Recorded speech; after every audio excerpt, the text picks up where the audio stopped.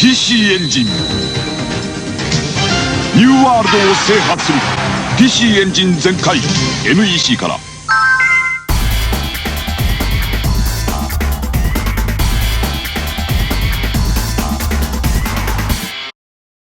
Hello everyone, and welcome to the Ultimate TurboGrafx 16 review here on Player One Start. Let's go ahead and take a look at the TurboGrafx 16. Well, really, we're actually going to take a look at something else first. We can't talk about the TurboGrafx 16 without acknowledging the PC Engine. And we're going to start taking a look at NEC as a company and how they got into the video game business to begin with. So let's go ahead and take a look.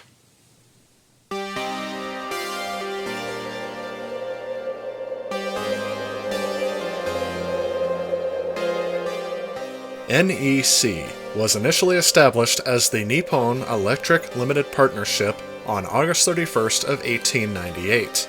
This partnership was established with the purpose of production, sales, and maintenance of telephones and switches. Prior to World War II, the company gained prominence in Japan by becoming the leading manufacturer and servicer of telephone equipment for the Ministry of Communications in Japan. Starting in 1924, NEC moved into the radio communication business, with Japan's first radio broadcaster, Radio Tokyo, being founded in 1924 and started broadcasting in 1925. They started importing radio equipment at the beginning, but by 1930 they were building their own radio transmitters. Phototelegraphic equipment developed by NEC transmitted photos of the Ascension ceremony of Emperor Hirohito.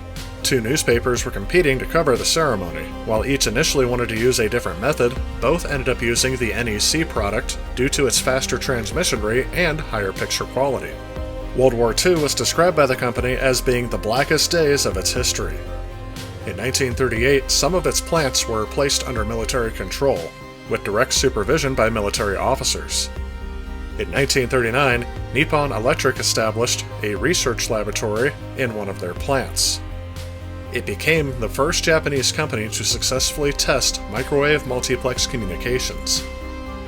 On December 22, 1941, the Enemy Property Control Law was passed. This allowed the Japanese government to seize any shares of NEC that were owned by competing foreign powers. And in October of 1943, the Munitions Company Law was passed, placing overall control of NEC plants under military jurisdiction. Throughout the rest of the war, many NEC plants would be heavily damaged or completely destroyed by bombing attacks, heavily reducing their production. After the war ended in 1945, production was slowly returned to civilian use. NEC reopened its major plants by the end of January 1946. Beginning in 1950, NEC began transistor research and development.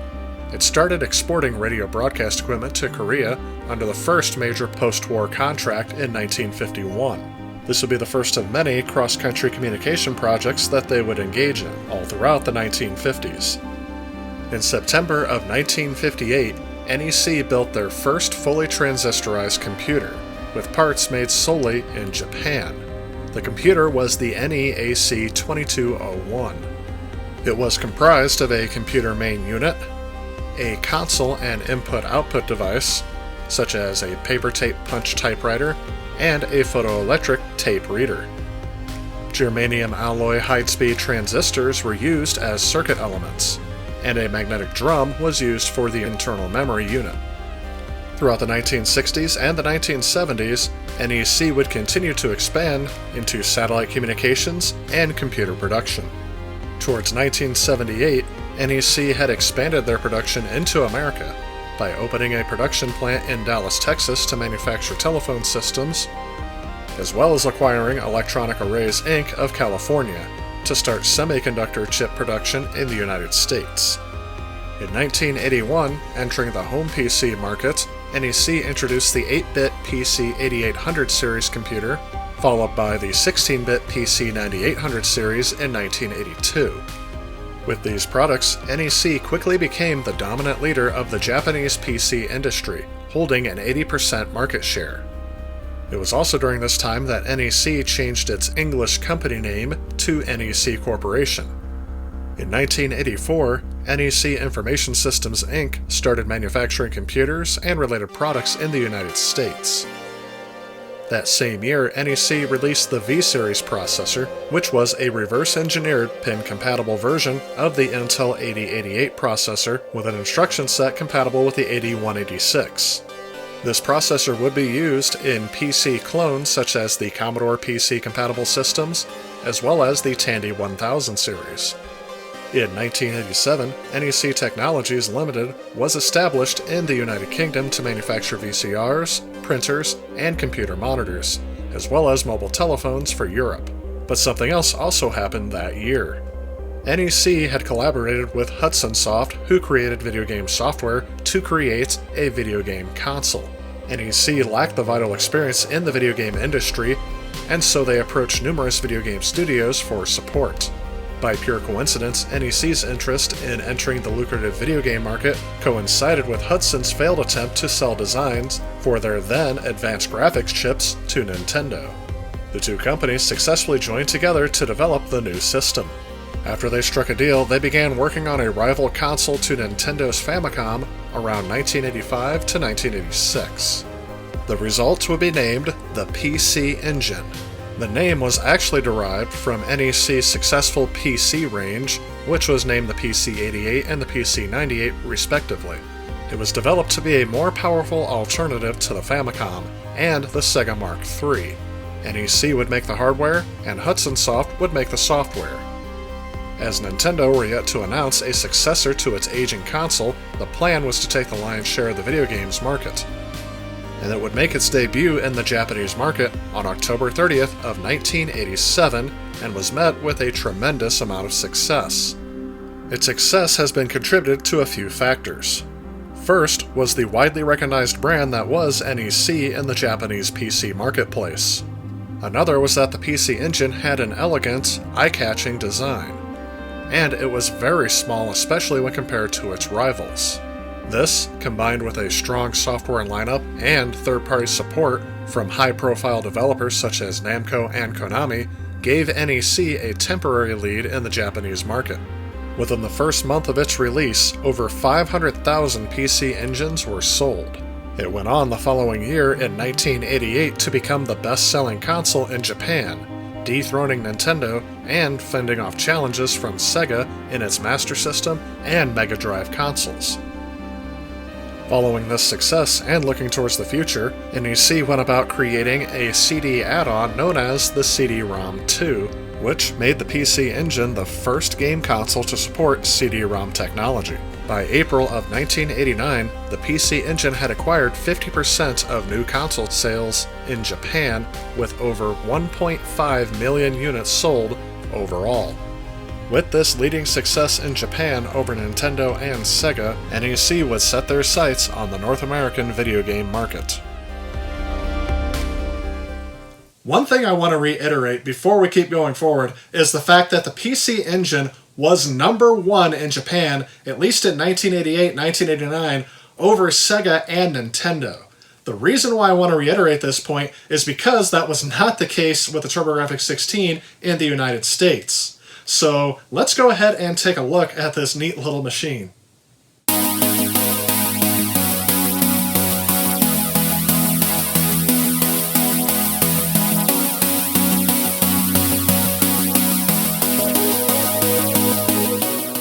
So the system I have is actually the CoreGrafx 2, which was designed after the CoreGrafx 1 and the original PC Engine. From my understanding, the original CoreGrafx came out at about the time of the SuperGrafx release, which was the original successor to the PC Engine. However, after its commercial failure, they redesigned the CoreGrafx into the CoreGrafx 2.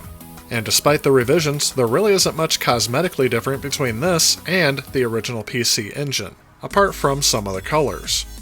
The console still presents its small and sleek look, one controller port, as well as the card slot. On the back there is an expansion bay where you can hook up the Super CD2, which unfortunately is to date still missing from my collection.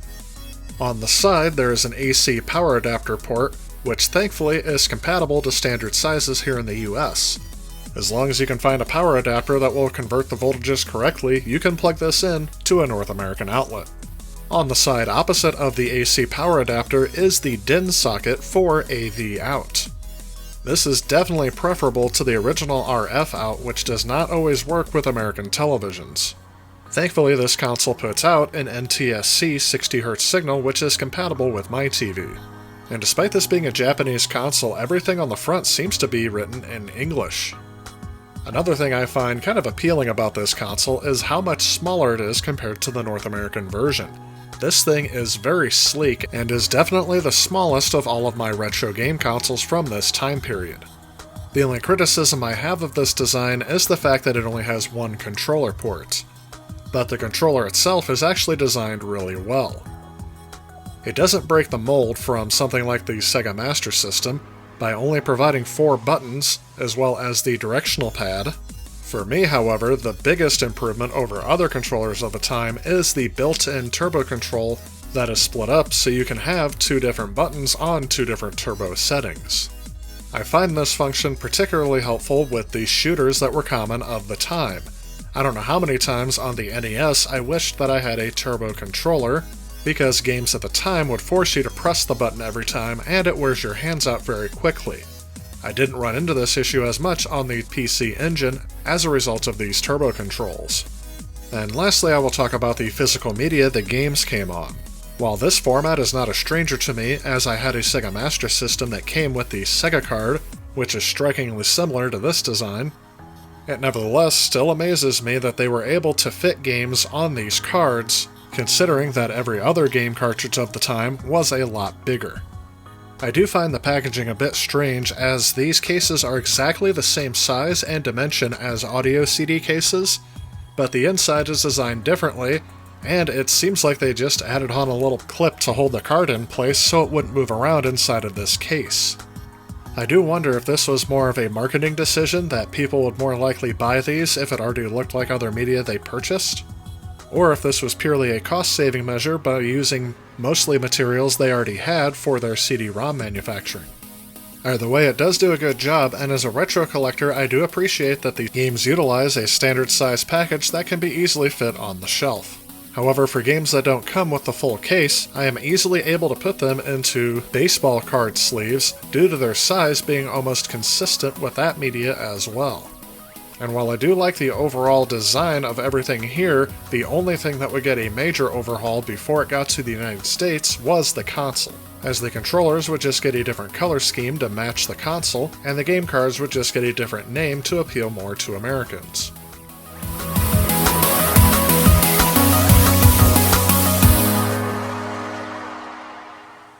So, why do I even own a PC Engine, and why am I taking time to talk about it in the Ultimate TurboGrafx 16 review?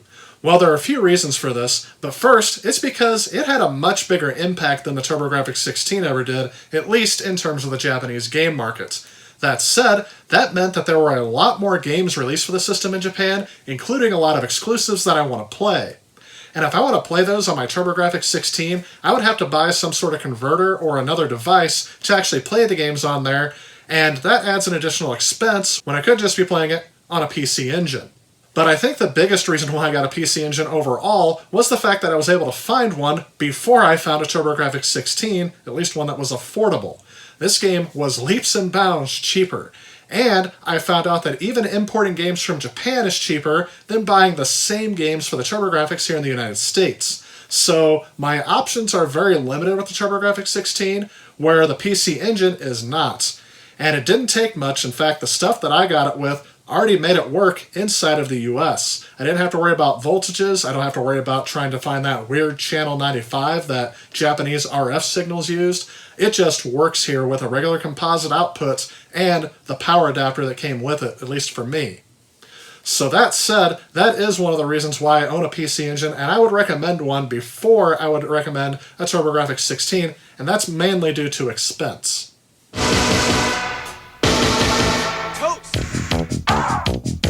TurboGrafx 16, the next generation video game system with the performance and power to blow you away.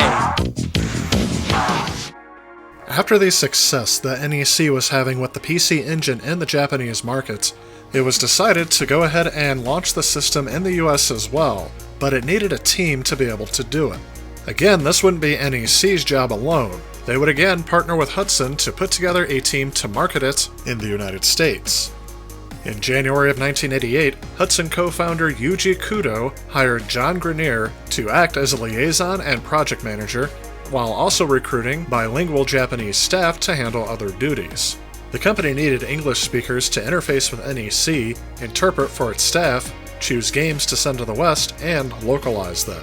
According to Grenier, they had no foreigners and they had very little English skill, so they needed somebody to help them.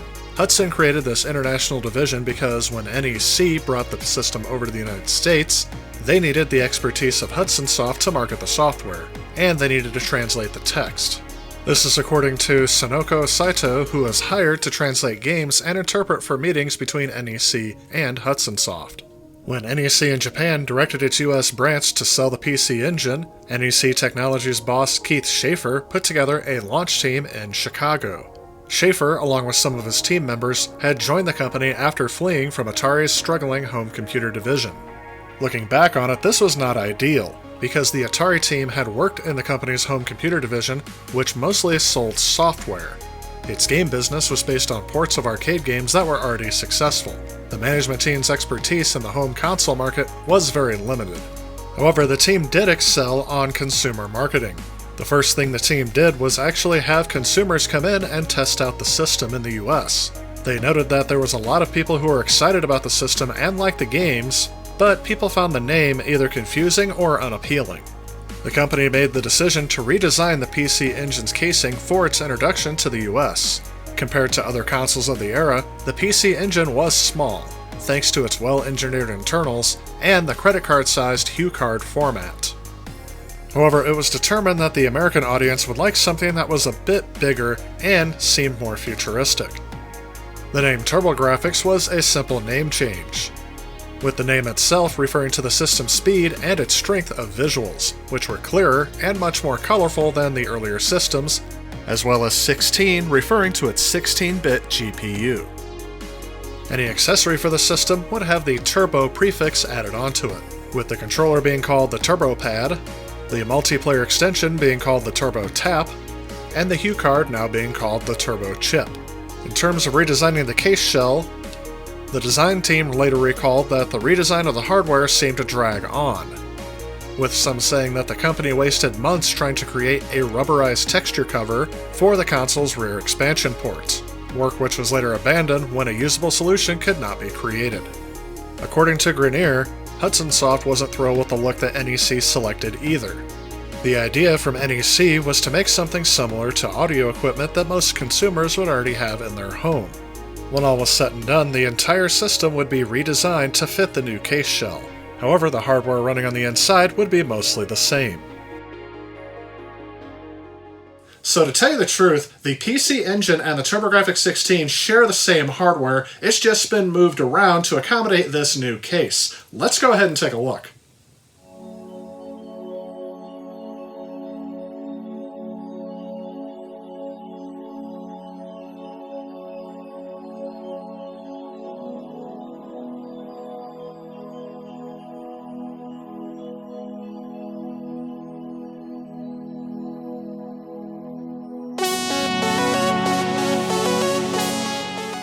The TurboGrafx 16 has a combination of features that I would see in consoles from the 80s and the 90s.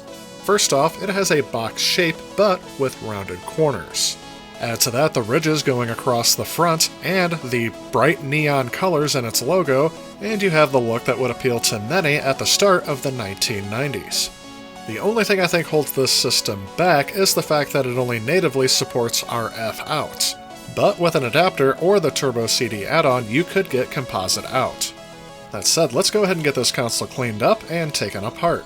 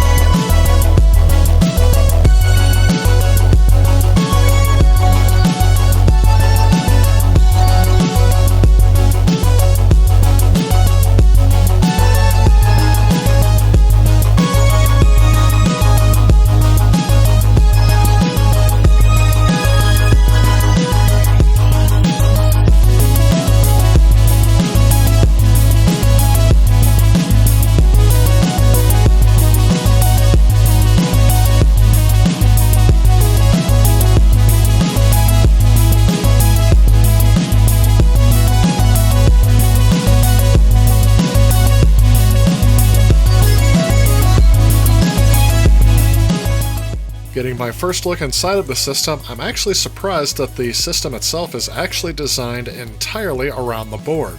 I thought there would be some blank space in here, as the PC Engine definitely didn't take up this much space. Taking a look behind the RF shield, we get our first look at the layout of the board. As big as this board is, there isn't really much to it.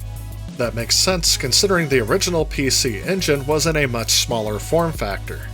If we take a look inside that system, you can see that there are not that many chips on the board, but the card slot is connected via a ribbon cable. I'm assuming that when they condensed this on the TurboGrafx 16 board, this was a cost-reducing measure. But here's where we'll run into our biggest point of controversy on this system. The heart of the TurboGrafx 16 is actually an 8-bit custom Hudson CPU.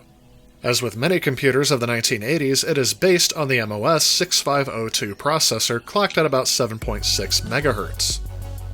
The system itself has 8 KB of main RAM and 64 KB of video RAM spread across 2 chips. Games were stored on Hue cards, otherwise rebranded as Turbo cards for the United States, with about a max capacity of 2.5 MB. However, most games would not reach this limit. So why did NEC choose an 8-bit CPU for their next-gen game system? Well, if you look back at the mid to late 80s, NEC was pretty much number one in the home PC market in Japan. And at that time, many of those home PCs would have been using 8-bit CPUs. So if you were a game developer wanting to port your game over to the console, having an 8-bit CPU would keep a lot of things the same to where it'd make the porting process a lot easier, if that makes sense. Now that said, 16-bit processors weren't very common in computers in the mid to late 80s anyway, and the 16-bit generation would be kicked off by Sega, as they were the first to decide to put a 16-bit CPU into their home game console, so it also could have been a cost-saving measure at that time. So since the PC Engine and the TurboGrafx 16 on the inside share the same technology, you might think you should be able to take a PC Engine game, pop it into your TurboGrafx 16, and play it on your TurboGrafx 16. Unfortunately, that's just not the case. The big difference here is that, I don't know if it was due to the fact that they wanted to region lock this console, but they ended up changing the pin layout on the Hue card, so you can't actually put it in there and play the game. In fact, you could damage your console by doing that, so it's not recommended.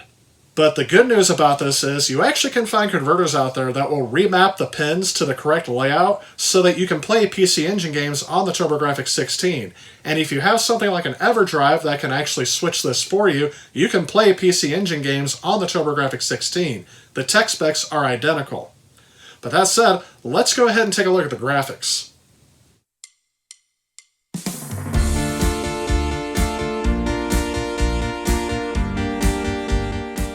So here's where the 16-bit actually comes in. The console actually uses a dual 16-bit Hudson GPU setup. These are the video display controller and the video color encoder chip. Both of these drive the display through the RF or composite outputs. The TurboGrafx is able to utilize a maximum color palette of 512 colors, with 482 maximum available on screen at one time. The TurboGrafx is also capable of showing 64 moving objects or sprites on screen at a time. And as you can see, the color palettes can be swapped per sprite. The screen resolution can vary to a maximum of 512 by 242 pixels, however the most commonly used was 256 by 239. And while that resolution may seem a bit reduced, the expanded color palette makes for some beautiful artwork. Let's go ahead and take a look at a few examples of some of the best graphics on the TurboGrafx 16.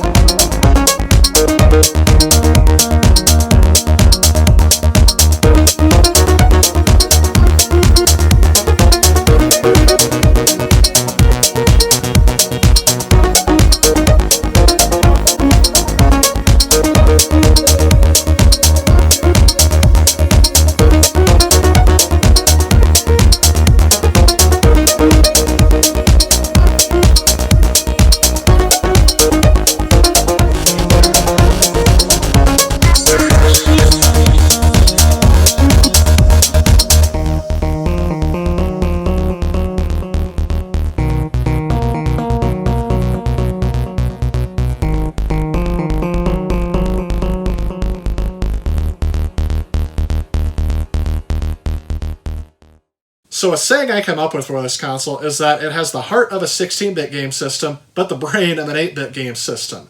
Because if you look at the graphics on their own, everything looks more vibrant, the sprites can be more detailed, larger, there's a lot of them on screen, but this 8-bit CPU creates kind of a bottleneck where the games play in similar style to NES games that came out before it, but the graphics look next-gen. So they didn't really add too many advanced graphical features, and even things such as parallax scrolling were few and far between in this system. But that said, graphics isn't the only thing that makes up a game. Let's go ahead and take a look at the sound.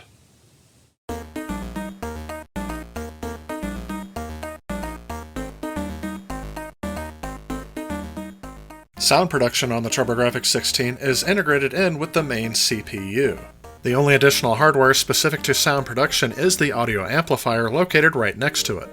This allowed for 6 channels of audio or 6 different sounds that could play at the same time. The console provides stereo sound both through RF and through the AV out cords. And despite some of the limitations here, they were actually able to get some decent sounding music out of the console, and here's one of my favorite examples.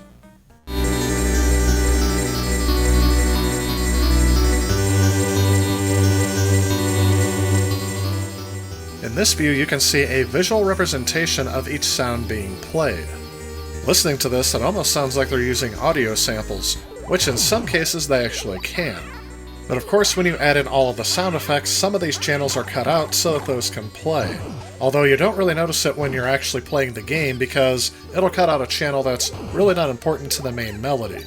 This was a common practice in the 8-bit generation, and it carried over into the 16-bit generation as well.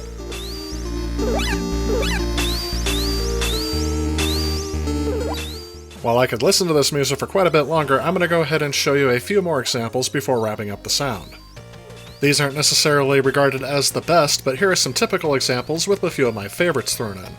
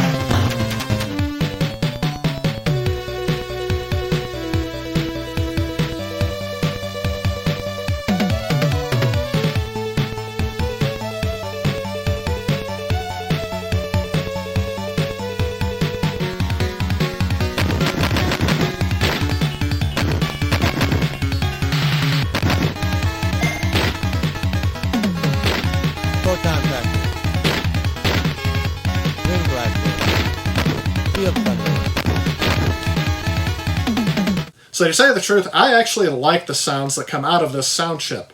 And it doesn't really have its own dedicated sound chip, so I guess it's just called the CPU. If you look at this and compare it to the Sega Genesis, it looks like there's less channels or less noises this sound chip can make. But to tell you the truth, it's actually creating the same amount of sounds as the Genesis, but the Genesis also included the Z80 processor from the Master System before it. So not only could they provide backwards compatibility, they could also add in the sounds that that system would make as well. And that's what gives it the total of 10 channels for that system, and this system doesn't really have that, so it only has 6 channels. But to tell you the truth, that doesn't mean that there's not some very beautiful sounding music on here. You are about to witness the future in video game entertainment. The TurboGrafx 16 Entertainment Super System. While NEC was working on the hardware side of things, Hudson was working on the software. Having designed the console, the company had produced a large number of games for it, which they immediately began to localize for the US. Even though Hudson's titles would dominate the early console's launch lineup, they felt it was imperative to sign on more Western publishers. Hudson created development tools for the platform, which were ported from NEC's Japan-only PC-98 format to the Western standard MS-DOS. Hudson's staff threw a 2-day developers conference in Monterey, California that covered everything from the financials of producing games for the system to how to develop for the TurboGrafx 16 and its upcoming CD add-on, which had already launched in Japan in 1988. According to people who attended the conference, Hudson didn't really generate much interest in publishing titles for the TurboGrafx, but one thing that they said was definitely accomplished was alienating Electronic Arts, who would eventually go on to be one of the top third-party developers for the Sega Genesis. Apparently, in their meeting, Hudson staffers asked EA's team if it was up to the task of developing great CD-ROM games. According to Grenier, EA took offense to that and walked out of the meeting, basically saying, "How dare you question our ability to make games?"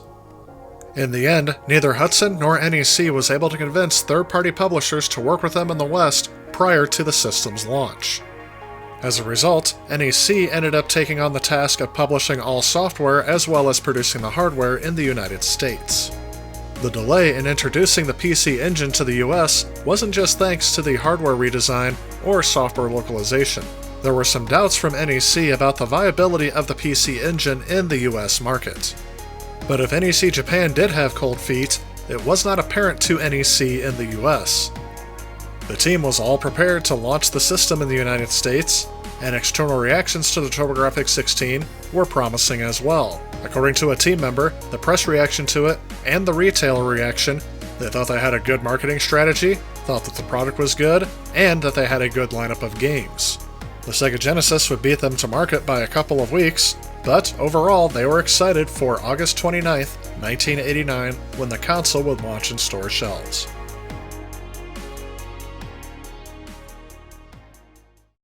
So the TurboGrafx 16 actually had a fair amount of games when it launched in 1989. It actually came out with 4 games at launch, including one pack-in title, which was Keith Courage in Alpha Zones. But by the end of 1989, there were a total of 17 games released on HuCards, or turbo chips, before the system ended the year out. Now, there were also 2 games on CD-ROM, but I'm going to skip over those as we're not really talking about the CD-ROM attachment yet. That's going to be its own series. But instead, we're going to focus on these HuCard games, or again, turbo chip games, as we go through this review. So let's go ahead and take a look at some of the launch and early games.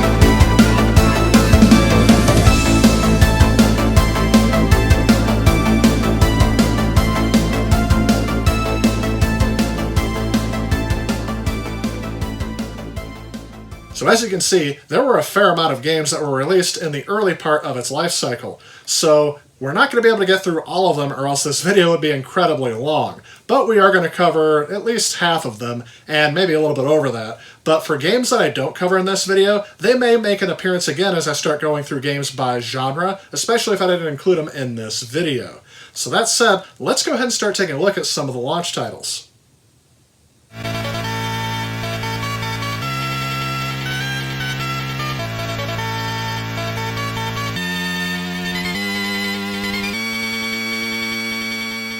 Okay, being that this would be most people's first time turning on the TurboGrafx 16 and being introduced to a title screen like this, I have to say this is pretty amazing.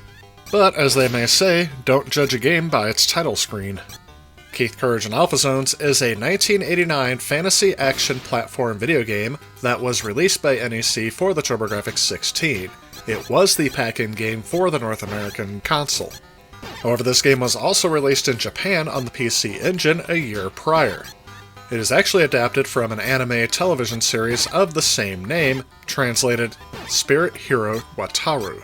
The game itself starts out as an action platform video game, where the player controls the title character Keith Courage. But it sports two different styles of gameplay depending on whether the player is on the overworld above or the underworld below. Overworld areas consist of simple right-forward travel and platform hopping. While in this area, the player controls Keith Courage in his human form, using a dagger to fend off enemies, which take the form of birds, moles, and even cats that drop from the sky. Upon reaching the end of the overworld level, Keith is transported via rainbow to the underworld. In the underworld, he wears the Nova suit. The underworld levels are also a lot more complex and menacing than the colorful overworld, with aggressive nightmare creatures and a larger landscape to travel, with more of the focus on navigating not only horizontally, but also vertically. And at the end of each underworld level, there is a boss. And after defeating the boss, the whole process starts all over in the next level. Upon release, this game received mixed reviews from gamers and critics alike. Most complained that the game was too easy and could be completed fairly quickly, while others would note further that there wasn't really anything particularly exciting about the game. I personally found the game to be a bit average and a weird pack-in title considering some of the other games that had already been released on the PC Engine that I feel would have made a better pick. But I'm sure this game was picked in particularly because of its similarity to other platformers such as Mario.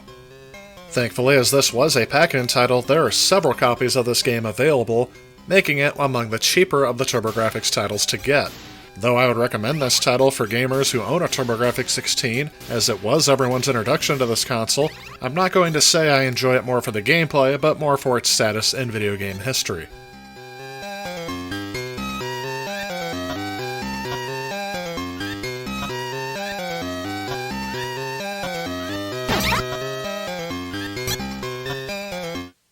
There are some that view that fellow launch title, the legendary Axe, should have been the pack-in title, as it was a much better game. This game is a horizontal platform video game for the TurboGrafx 16, developed by Victor Interactive Software, and as with most titles for North America, it was published by NEC. In this game, the player controls Gauguin, a barbarian, whose girl, Flare, was kidnapped by the cult of Jagu. The player must navigate through 6 platforming levels, armed with a legendary axe named Sting, to defeat Jagu and his minions and rescue Flare. The game features a rechargeable strength meter that determines how much damage is dealt from the axe to enemies. This game received high praise and accolades among video game reviewers, and it received positive preview coverage in anticipation of the TurboGrafx 16's launch, showcasing the new console's capabilities. It was also highly praised for its detailed graphics and animation, diverse music and gameplay, difficulty level, and its execution. It ended up winning Best TurboGrafx Game of the Year and Video Game of the Year for all consoles from the inaugural awards from Electronic Gaming Monthly. And although this game continues to receive praise to this day, this is one I am not the biggest fan of. I think the biggest hindrance for me is that this game is brutally difficult. It will definitely present a challenge for the hardcore gamer crowd out there, but it will most likely ward off newcomers, as well as the casual gamer.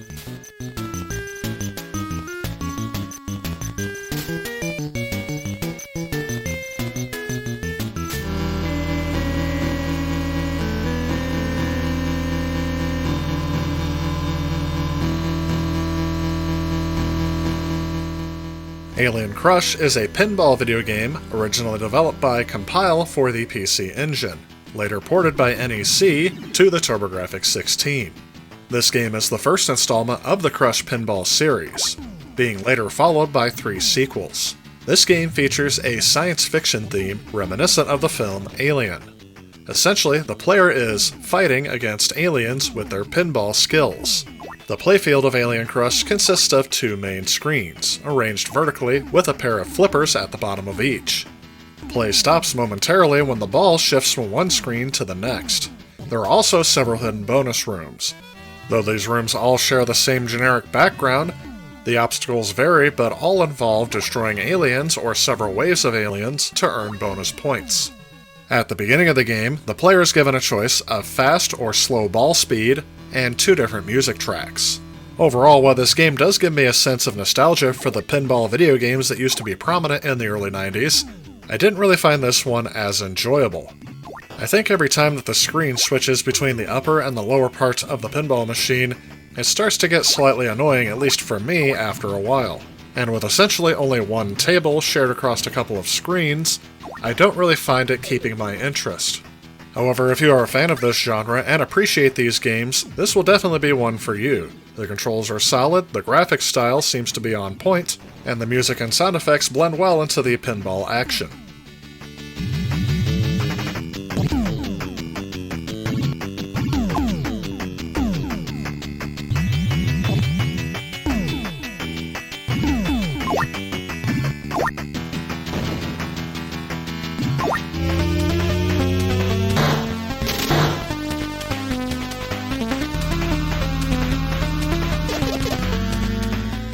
Victory Run, translated from its Japanese title, Victory Run 13,000 Kilometers of Glory, is a racing game that was released for TurboGrafx 16 and is the last launch title of its lineup. This is one of the first games ever to depict the Paris-Dakar Rally. This game is set up to be a typical racing game, somewhat similar to Outrun from Sega and Pole Position from Atari. However, one of the unique features of this game was the fact that the car's parts degraded as they are used and/or abused. Degraded parts could be replaced, but only if the player has the correct type of spare part. The player can acquire up to 20 spare parts before the first race, but can't get any more once the race starts. And this is where people who are fans of casual arcade racers will not enjoy this game as much, as this game was one of the earliest attempts to add more simulation-style elements to the racing environment. As one reviewer put it, playing your best won't always win you the race. The game constantly forces you to perfect every part of your racing style, with each mistake being extremely costly, and sometimes the cause is almost not known. And while that may cause frustration for some, this also adds a sense of realism to racing games that was not seen during this time.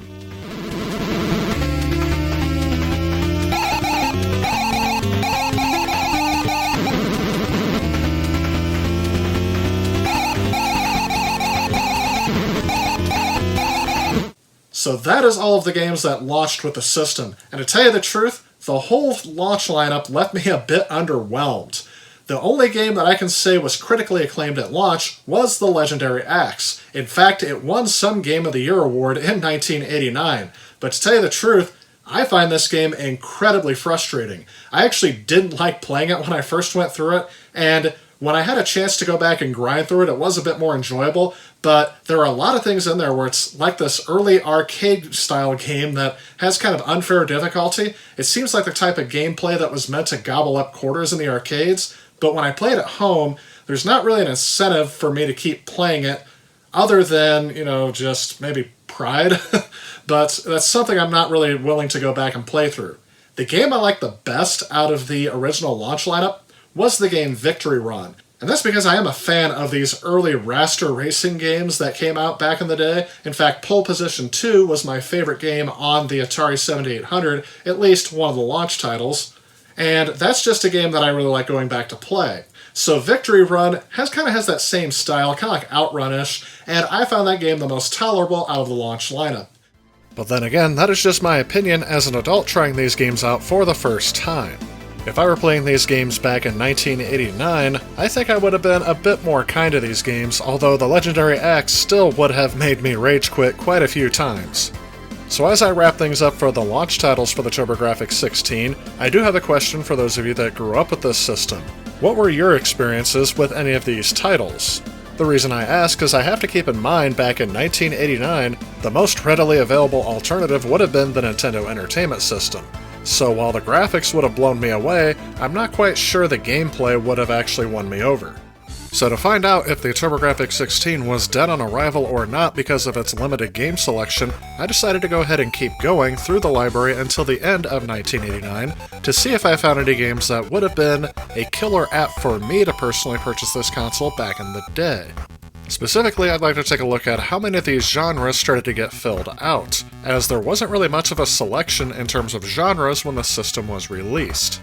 Two genres I would expect to see on a console's launch would be ports of arcade games, as those would be games that people had played before, and hence they are familiar with, as well as sports titles which seem to be universally accessible to a large audience. But that said, there were more games that launched in 1989, and again, we're not going to get through all of them, but we are going to take a look at a few of them, so let's go ahead and do that now.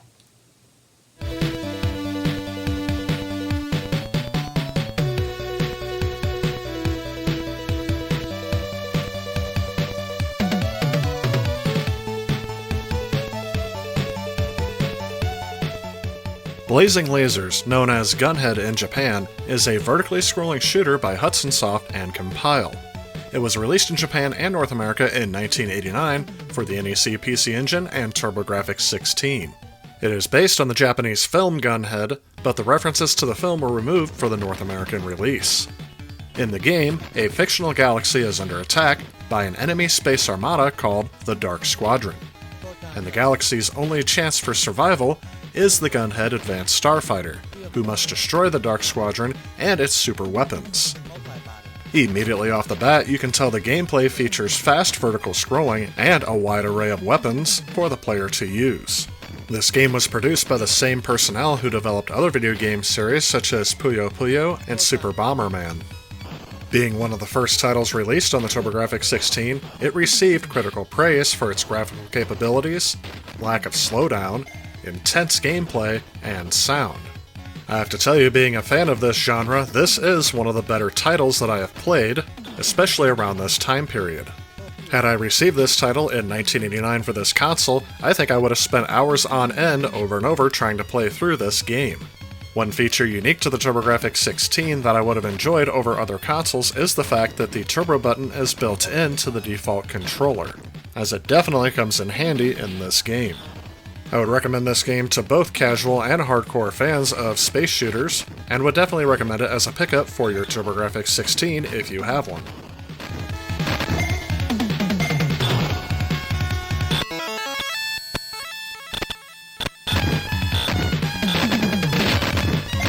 Photon fracture, ring blaster,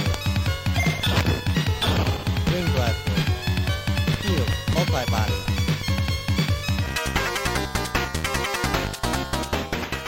China Warrior, known in Japan as the Kung Fu, is a horizontally scrolling beat-em-up game developed in 1987 by Hudson Soft, initially for the PC Engine, and again it was ported over early in the TurboGrafx 16's lifecycle. In this game, a Chinese martial artist named Wang, whose style resembles that of Bruce Lee, embarks on a mission to bring down opposing enemies and the Dark Emperor, who stands atop a castle in China. Throughout each stage of the game, the object is to walk through the stage while throwing punches and kicks at enemies and objects. There are 4 levels total, which are broken down into 3 stages each, for a total of 12. When the character gets knocked out, the game starts over at the beginning of the stage in which he got knocked out. Players can memorize the object and enemy pattern. At the end of each level there is a boss fight, and at the end of each level there is a boss fight. After successfully beating the boss, the player naturally goes on to the next level. The controls of the game are very similarly matched to the game Kung Fu Master. When the game was initially released in 1987 in Japan for the PC Engine, the character size and detail on each character was a positive selling point for the title. However, by the time it reached the US, the game faced much tougher competition against games like Last Battle and Altered Beast. Overall, I found this game mildly entertaining, but I found the gameplay gets repetitive very quickly. If I would have played this game back in 1989, I feel like that I wouldn't have wanted to purchase this title, but could have rented it a couple of times, or competed against my friends to see who could get a higher score. As I play this game in the modern day, I find myself wanting more as there are other games that better expand upon this style of game.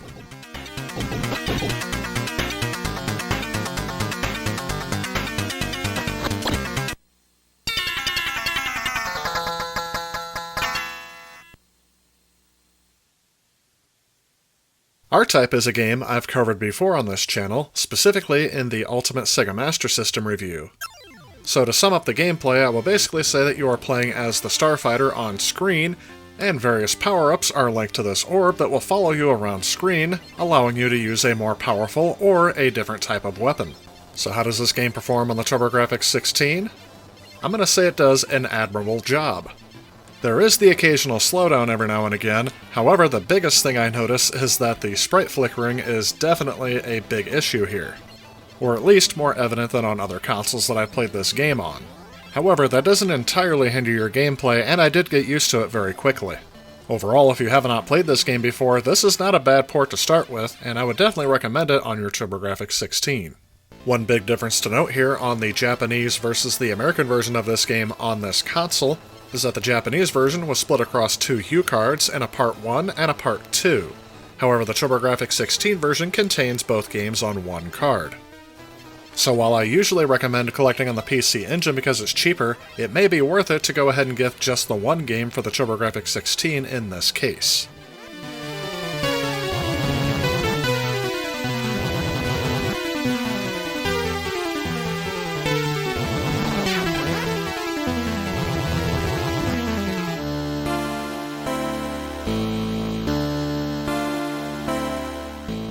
Dungeon Explorer is an action role-playing game released for the PC Engine and TurboGrafx 16 in 1989.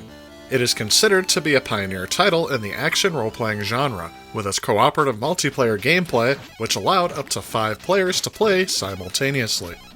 In this game, players can play as a fighter, thief, warlock, witch, bishop, elf, bard, or gnome. Special classes like the Princess and Hermit can also be unlocked as the game progresses. The main difference in the type of character you pick is primarily in their black and white magic potion abilities. But other than that, the gameplay is pretty straightforward for an RPG. One feature I especially appreciate is the ability to save your game via a password system. The password system actually tracks the player's level, class, and 4 base stats: attack, strength, agility, and intelligence. This game was well reviewed when it was released, but has since received a more mixed reception from reviewers since its re-release on digital platforms. However, I find this game to be a bit of a hidden gem, as I think this game has been overlooked a lot simply because of its title. I think this game would appeal to casual fans of RPGs, especially if you don't like to do a lot of strategy on your stats. This game does offer more action than anything else, in a gameplay style similar to Gauntlet. Overall, it is fair to say that I did enjoy this title, and I would definitely recommend it to someone who was looking at this console.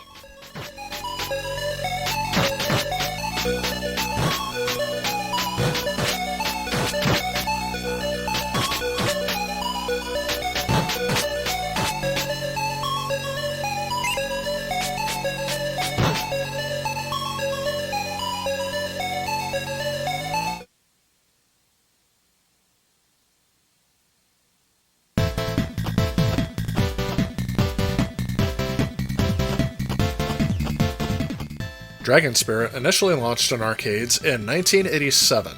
It is a vertical scrolling shooter game, which plays similarly to Namco's own Xevious. In this game, the player controls a dragon in an effort to rescue a princess. The game allows you to move in 8 directions, and the player has access to 2 primary weapons: a flame projectile to destroy air-based enemies, and a bomb to destroy ground-stationed enemies. Again, the gameplay style reminds me a lot of Xevious, although the concept behind this game is a bit more drawn out and the story is more well developed. It all comes down to if you enjoy that gameplay style. The visuals are very eye-catching, and the music is also very catchy as well. I didn't really find too much of a problem with those aspects of the game, but I would still only recommend it to those of you that are hardcore fans of the shoot-'em-up genre, especially if you're a fan of games like Xevious. This game has consistently ranked around 7 out of 10 with modern-day reviewers as well as when it first came out. To sum up, it is really just another average shooter that you would definitely enjoy if you're a fan, but the casual player may grow tired of this formula very quickly.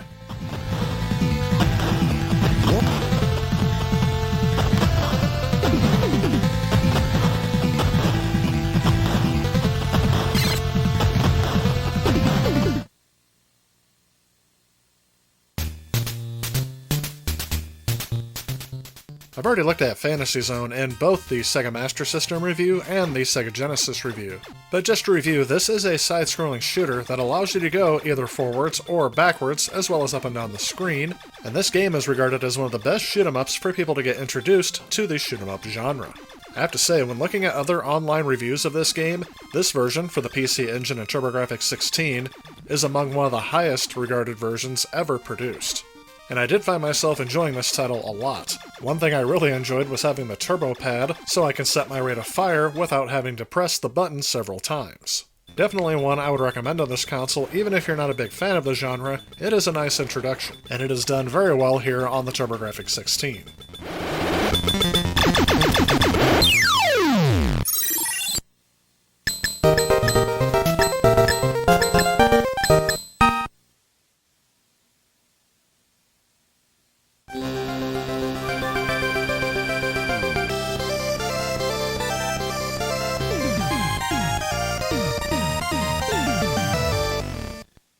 And speaking of shooters, it would be a good idea to go back to the granddaddy of shooters, which is Galaga. I guess remade for the 90s. Today, I have also looked at Galaga on the Atari 7800, Nintendo Entertainment System, and the Sega Game Gear, which I think it makes more sense to have ports on those consoles because it was closer to when Galaga first came out. But on the TurboGrafx 16, it seems a little odd to me that they would choose to port this game, due to the fact that Galaga was approaching 10 years old at the time of its release. But the 90s suffix on the end of Galaga is not just a marketing term, they really did put some thought into remaking this game for this system. Obviously the graphics are upgraded, but they also added in some new backgrounds, and, in terms of home console ports, this is probably one of my favorite to date. Everything looks right and plays very well, there's not a lot of slowdown, and a lot of enemies can fly in on screen without any sort of sprite flickering or other hardware trickery. And although I do feel this is a good port of this game, I still ask the question, why was this a thing in 1990? As a kid, I would not have been rushing to the store to get this game. But today, this being one of my favorite arcade games of all time, I definitely would recommend it for a pickup for people who like this game and have the TurboGrafx 16.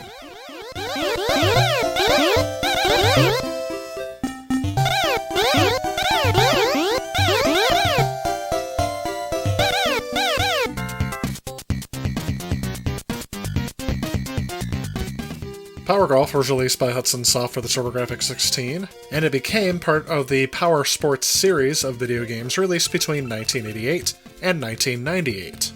And there's not much information about this game from the time of its release, other than many gamers overlooking this title. In this game, to make your shot, you select between the different clubs by pressing up and down on the D-pad, while changing the direction of your shot can be set by moving the left and right button, and when you press the action button, a power meter will appear to determine the strength of your shot. When you press the button again, a slider arrow moves quickly to the left. The farther left it goes, the more powerful the shot. In the blink of an eye, the arrow whizzes to the right, where you have to press the action button again to hit the sweet spot to determine how accurate your shot is. Although this game looks graphically appealing to me, I definitely found this mechanic to be a bit frustrating overall. Many times I found myself struggling to hit that sweet spot because the slider moves way too fast when you press it again. Unfortunately, that wrecked the gameplay for me, and when looking at other online reviews of this game, I see that many were not very kind to this game as a result, giving it around 4 out of 10 stars. I would probably put it up more towards the 6 out of 10, saying that it's not necessarily a waste of time to play, but with practice I guess you can probably get used to that power slider. But unless you're a hardcore fan of early golf titles, this one is a skip.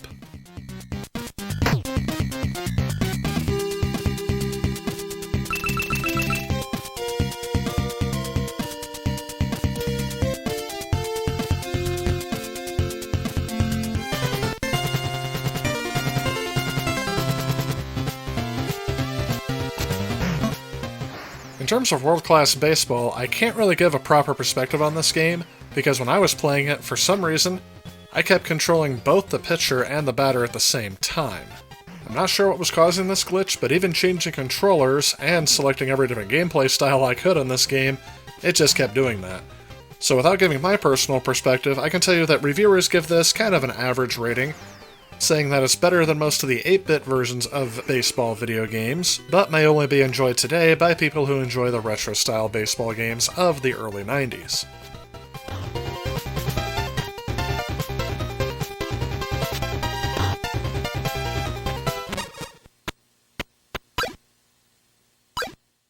I don't really have much to say about sports games, as again, I'm not a big fan of going back and playing the older ones, as I feel that most sports games are a sign of the times that they were released in. So without having any form of personal nostalgia for this game, I do feel that it's a very average to mediocre type of tennis game, I guess. The graphics look okay, but they're not even trying to fake any sort of 3D here. They just have a warped playfield that scrolls up and down the screen, and the character models are nothing to write home about. However, what completely passed by me the first time I played this game is that it has something called a quest mode, where, no joke, you play through this game like a role-playing game with tennis matches. And while that is unique, I have to say it would be better if I didn't have to play tennis to go through the story mode. But again, that's just my perspective.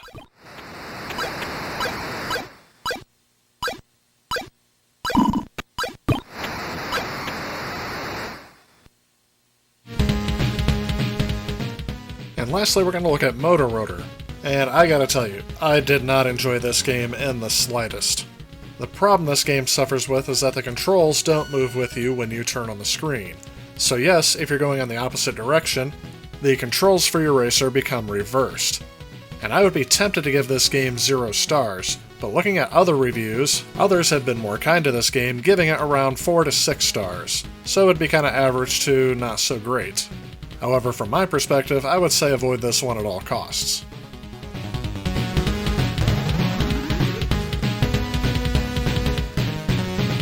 So out of all of the early games of this system, one of my favorites has to be Blazing Lasers. I actually was really impressed with this title, and it does look very next-gen. The fact that it has an 8-bit CPU doesn't really seem to be as evident in here, except for I did notice some sprite flickering every now and again.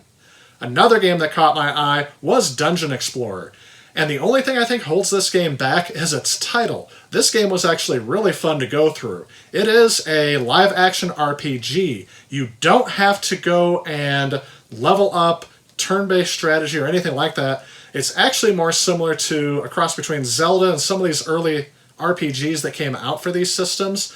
So this is one I would definitely recommend. This is another title that reminded me of a title on the Atari 7800, which was Dark Chambers. Except for this game takes that and ups the ante a little bit, and I definitely appreciate the password system, which is the only way you can save to this title. It's 10,000 years ago. You're a cave dude. You are carnivorous. You've got to bonk 28 stages of prehistoric bad guys to rescue your excellent-looking princess. And you've only got one weapon. Buy TurboGrafx 16 now and get one of 38 selected games free! We're going to start going through the game library of the TurboGrafx 16 by game genre. And before diving into it, let me explain to you how I came up with the categories for this review. First, I had to combine several subgenres into a larger genre due to the number of games that were released for this console. Taking a look at the PC Engine, there were around 680-690 games released worldwide commercially for this console. As the PC Engine was much more popular in Japan than the TurboGrafx 16 was in the United States, it had a much longer life. This led to a much smaller number of games being released in the US market. Only about 140 commercially released games arrived in the United States. 121 of them were localized from Japan, while about 18 of them are exclusive. I should also note that the PC Engine had a successor in Japan that was a commercial failure, and that was the TurboGrafx. The only reason why I'm mentioning this console is because it is also backwards compatible with the original PC Engine. But it did have the advantage of being able to play more advanced games that took advantage of the more advanced hardware. However, there were only about 5 games released for this system, and because these games are not playable on the PC Engine or the TurboGrafx 16, I did not include these in my list. And when looking at HuCard games, even though the format is virtually identical, the game cards are not directly compatible between the PC Engine and the TurboGrafx 16. Out of the total games released in the US, the majority of them were released on HuCards. And technically speaking, since the multiplayer games required an add-on to get them to work, it may be noteworthy that 213 games were compatible with the PC Engine's TurboTap, while there were 51 in North America. And here are the numbers for the CD-based games for both the PC Engine and the TurboGrafx 16 CD. Since I plan on covering the CD add-on in its own review, we will not be including any of those games quite yet in these game genres. So far, some of the games that fit the platform action genre that we have already covered in an earlier video include Bonk's Adventure, The Legendary Axe, and Keith Courage. And the games I plan to cover in this video will include games such as platformers, beat-em-ups, hack and slash, and even some puzzle platformers. And although I have access to the majority of the TurboGrafx 16's game library, I am not going to be reviewing every single title from each genre. Instead, I did some research to find out which ones were worthy of note, and I included a few of them that I played that I found interesting. There ended up being quite a few games to feature in this genre, so let's go ahead and take a look at some of the games this console has to offer.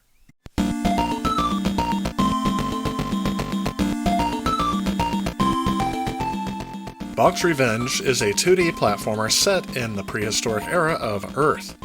It was originally developed for the TurboGrafx 16 console in 1991 by the Red Company for Hudson Soft, and it was licensed by NEC. This is the second game in the Bonk series, being the direct sequel to Bonk's Adventure that released the year prior. In this game, you play as the title character Bonk, a large-headed caveman on a quest to recover half of the moon, which was stolen by the evil King Drool III. Its multiple stages contain several specific areas, which range from outdoors, to trains, to space, to underwater. The controls are simple enough. The 1 button causes him to jump, while the 2 button causes him to bonk. However, holding down the 2 button, or using the turbo functionality on the controller, you can allow Bonk to spin for long controlled jumps. The same power-ups from the first game appear as well, and the gameplay is not really too much different, except for I feel that it is a bit more smoothed out than the first game. Upon its release, this game received average to favorable reviews from game critics and gamers alike. Overall, I do feel this is a good game on the platform, and if you're looking for a fun and enjoyable title, especially with the expense of collecting TurboGrafx games, this one may not leave you too disappointed.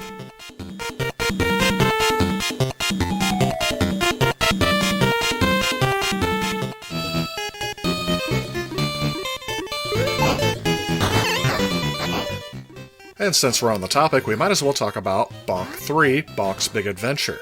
All of the classic gameplay that made Bonk an instant success on the TurboGrafx returns in this title, along with a few new elements, including candy that makes the player shrink or grow, and cooperative multiplayer. The story is very similar to that of all of the other games, so not much is improved in that area, and at the time, reviewers gave this title, again, average to favorable reviews. And although I enjoyed this title almost as much as the other two, I can't recommend collecting it because of its high expense. As this was released late into the TurboGrafx 16's life cycle, it has become a rare and much sought after title. So in that case, I will only recommend this on original hardware for those that are hardcore collectors. As for the rest of us, I would recommend picking up this title on one of the other platforms it was re-released on.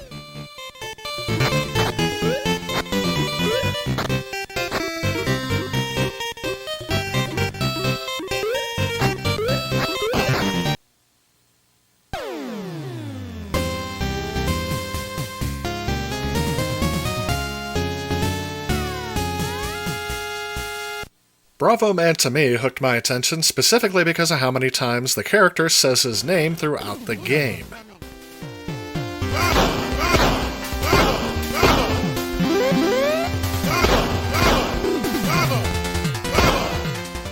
This game was originally developed and published by Namco in the arcades and eventually made its way to the PC Engine and TurboGrafx.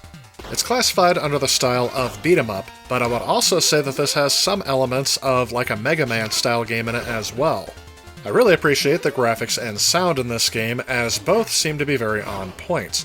The graphics follow an anime style, and the graphics are accompanied by catchy and motivating themes. In Japan, Bravo Man was widely successful, receiving high praise for its gameplay and its humor. However, in the West, it received a much more negative reception.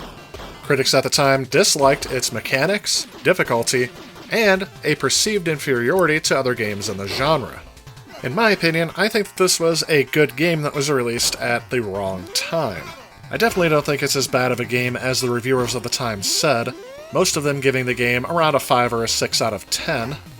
I would be more inclined to give this game a 7 out of 10. Again, thinking that it's more or less average, but sometimes that unfair difficulty and gameplay style that was very prevalent in Japan, especially during this time period, is what I think holds this game back from truly being great.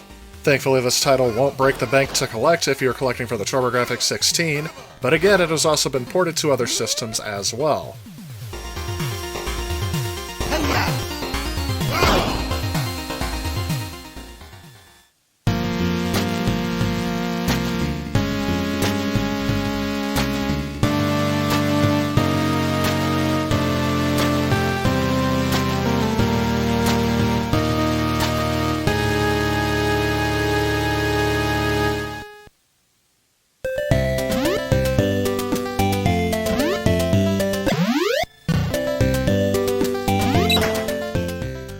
Dragon's Curse is actually just a rebranded name for Wonder Boy 3: The Dragon's Trap, which was also released on the Master System and Game Gear.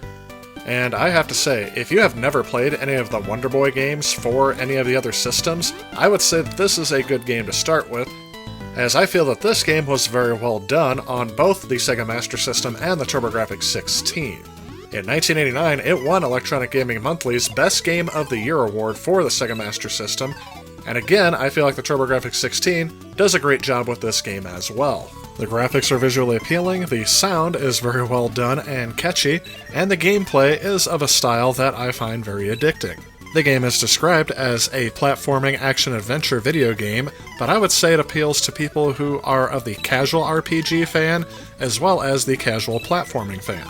It can be a bit pricey, but since this is one of the first games I got for the TurboGrafx, and it was a very good introduction, I would say it is worth it.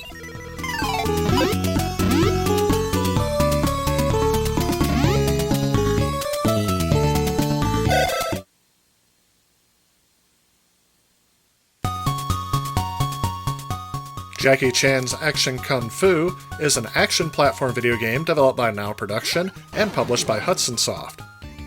Strangely, it was released for the Nintendo Entertainment System in 1990, but didn't release for the TurboGrafx 16 until the following year in 1991. In this game, the player controls Jackie Chan, the well-known martial arts stuntmaster, and brawls against many different types of enemies during his quest to save his sister. The game controls fairly decently, and I do enjoy the fact that you are playing as Jackie Chan. Throughout the game, the player encounters frogs that carry power-ups or rice bowls which restore health. However, the biggest downside to this game is that you are only given one life. You can continue 5 times initially, but you can earn more continues throughout the game. Through bonus levels, you can also earn extra lives and special attacks. Reviews of the time gave this game generally favorable reviews. However, I do not enjoy this game as much as I thought I would. That gameplay style of only having one life and starting over from the very beginning of the game is not something that made me want to come back to this game too often. The game does control very well and has a visually pleasing color palette, and the music is not bad either. Overall, though, due to the huge expense of this title, I would say this is not one that you would need to collect, unless again you are trying to go for every title, or you are a hardcore fan of either Jackie Chan or this beat-em-up genre.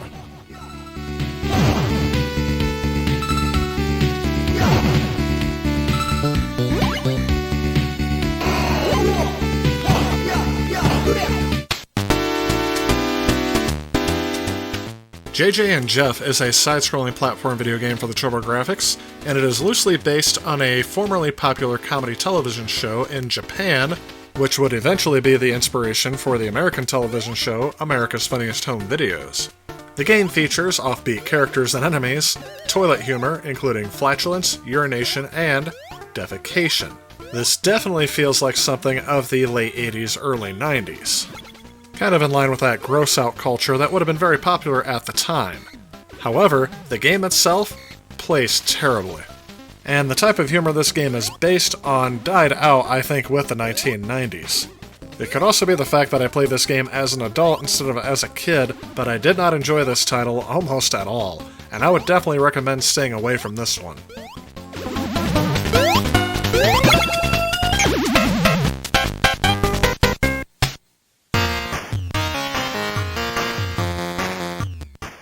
Now, The Legend of Hero Tonma is a much better game. Still keeping on these side-scrolling platform games, this one was released by IREM in arcades in 1989. The game came out for the PC Engine in 91, but didn't make it to the TurboGrafx until 1993. In this game, you play a caped hero named Tommy in his quest to rescue a princess. Tommy can cast fireballs, which can be upgraded in power to dispatch enemies, and jump on their heads to temporarily stun them. And although I found this game fun, I will say it is definitely very challenging.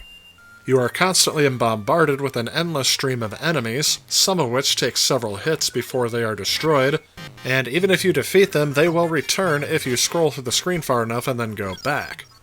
I do find the graphics visually appealing, although not as good as the arcade version. I think that they got the gameplay style down to a T, and I think it plays almost as good, if not better, than the arcade version. The only drawback to this title is that if you do plan to collect it as a physical game for your TurboGrafx 16, be prepared to take a second mortgage on your home because it will cost you. This has been re-released on Virtual Console, and that would be the one I would recommend to most players.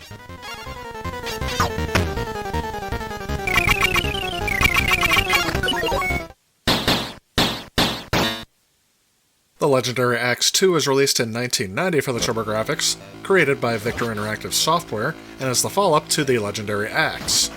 As you might recall, my opinion of that game did not match a lot of other gamers at the time, and gamers today. I didn't enjoy that game as much because I felt that it ramped up the difficulty way too quickly. However, this game, I feel, does a much better job at balancing out the difficulty as you progress through the game. While this game plays similar to the previous game, some things have been changed, such as strength charging being removed, multiple swappable weapons being added, as well as the player having a stock of screen-clearing bombs that can be used by pressing the run button. I will say I did enjoy the graphics of the first game more than I enjoyed this game, as they decided to go with a more muted and darker tone for the color scheme.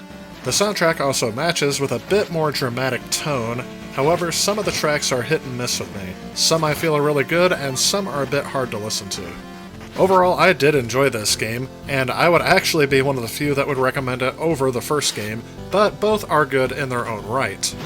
Thankfully, in terms of price, this game is on the cheaper of the ones available for the TurboGrafx 16, and I feel that this would be a good value if you enjoy games on this console, and I would definitely recommend it to those of you who like this genre.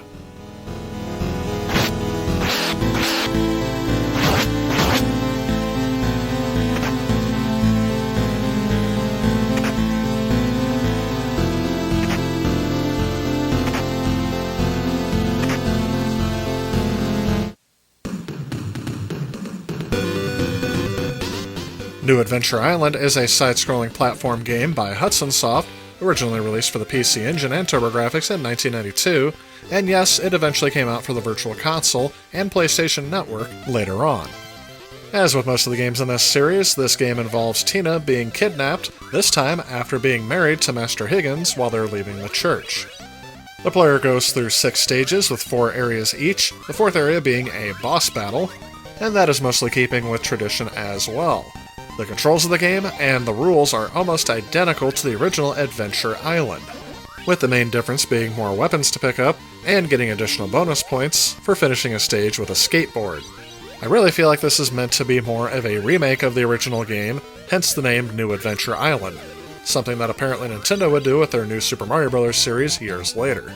And although I enjoyed this title, I would say that there are many other cheaper ways to play this title on other consoles, as there's nothing really unique to this game, other than this being the only Adventure Island game to make it to the TurboGrafx 16. And since this title isn't necessarily the cheapest to collect, or by no means the most expensive, I would say it's up to you whether or not to collect this one.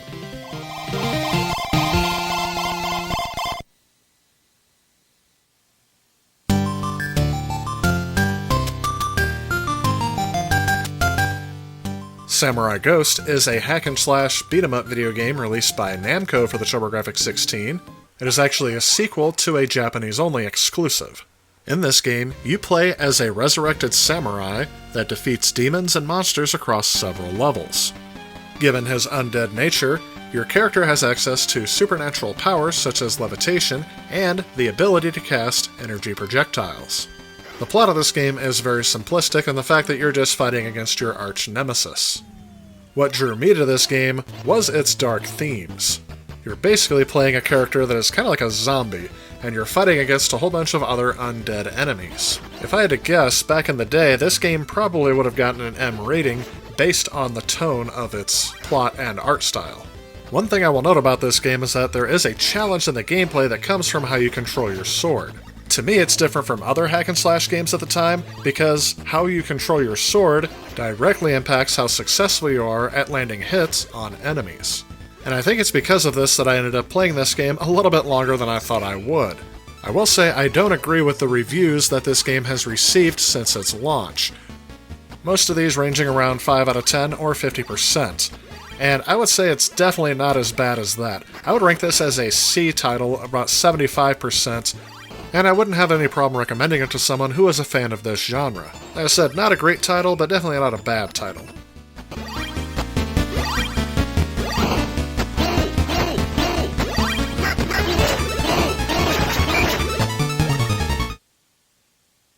Splatterhouse is a beat-em-up game, again developed and published by Namco, and it's a game that was heavily influenced by American slasher films and the works of horror writer H.P. Lovecraft, and is an homage to the violent horror films of the 1980s. At the time of its release, marketing for this game heavily emphasized its violent nature.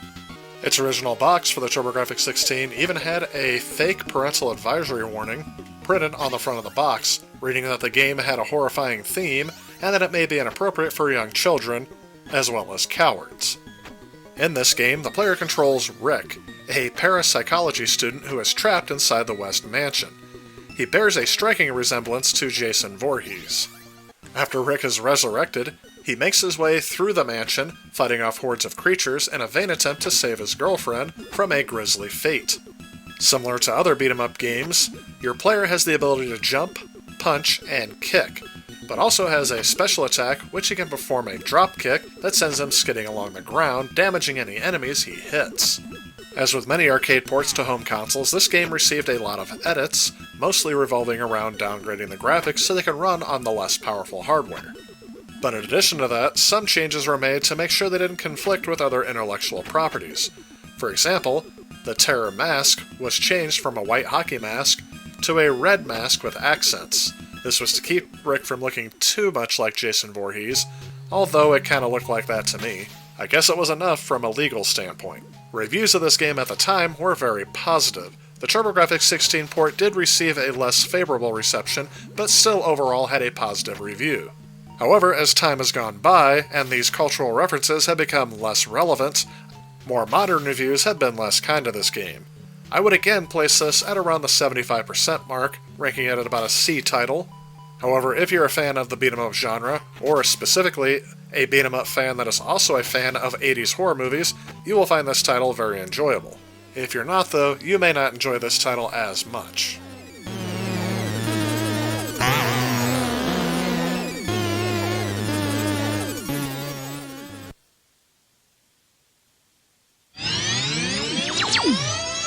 Man the battle stations. Soldier Blade rocks the screen in this sequel to the hit Superstar Soldier. Prepare for high-tech shooting adventure with more exciting stages and more powerful power-ups. We are going to start moving through the shooter games for the platform, having already taken a look at the action platform games and the launch and early game titles. I think the shooting/shoot-'em-up genre really evolved with the 16-bit gaming era. The games I've already showcased include games such as Blazing Lasers, Galaga 90, and one of my personal favorite shooters, R-Type. And although the TurboGrafx 16 provides many shoot-'em-up games that are actually very good, it pales in comparison to the number released for the PC Engine, as this genre was very popular in Japan. And even though this game had a significant following in the United States, there were not very many games that were ported over due to the fact that they were considered to be not as popular with the Western gaming market. And that is why, even though these titles are much appreciated today, because these didn't necessarily fly off a store's shelves back in the day, these titles have become rare. And because they are very sought after, I do not have very many in my collection due to the extreme price of these titles.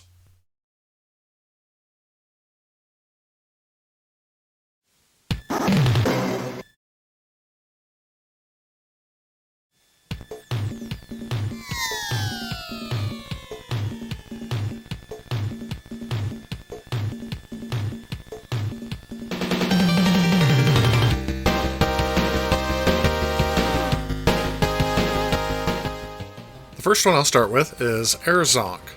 This is a side-scrolling shooter game released for the TurboGrafx 16 in 1992. Zonk is a bit of a strange case because this was an attempt to update the TurboGrafx 16's image by reimagining Bonk into a character called Zonk.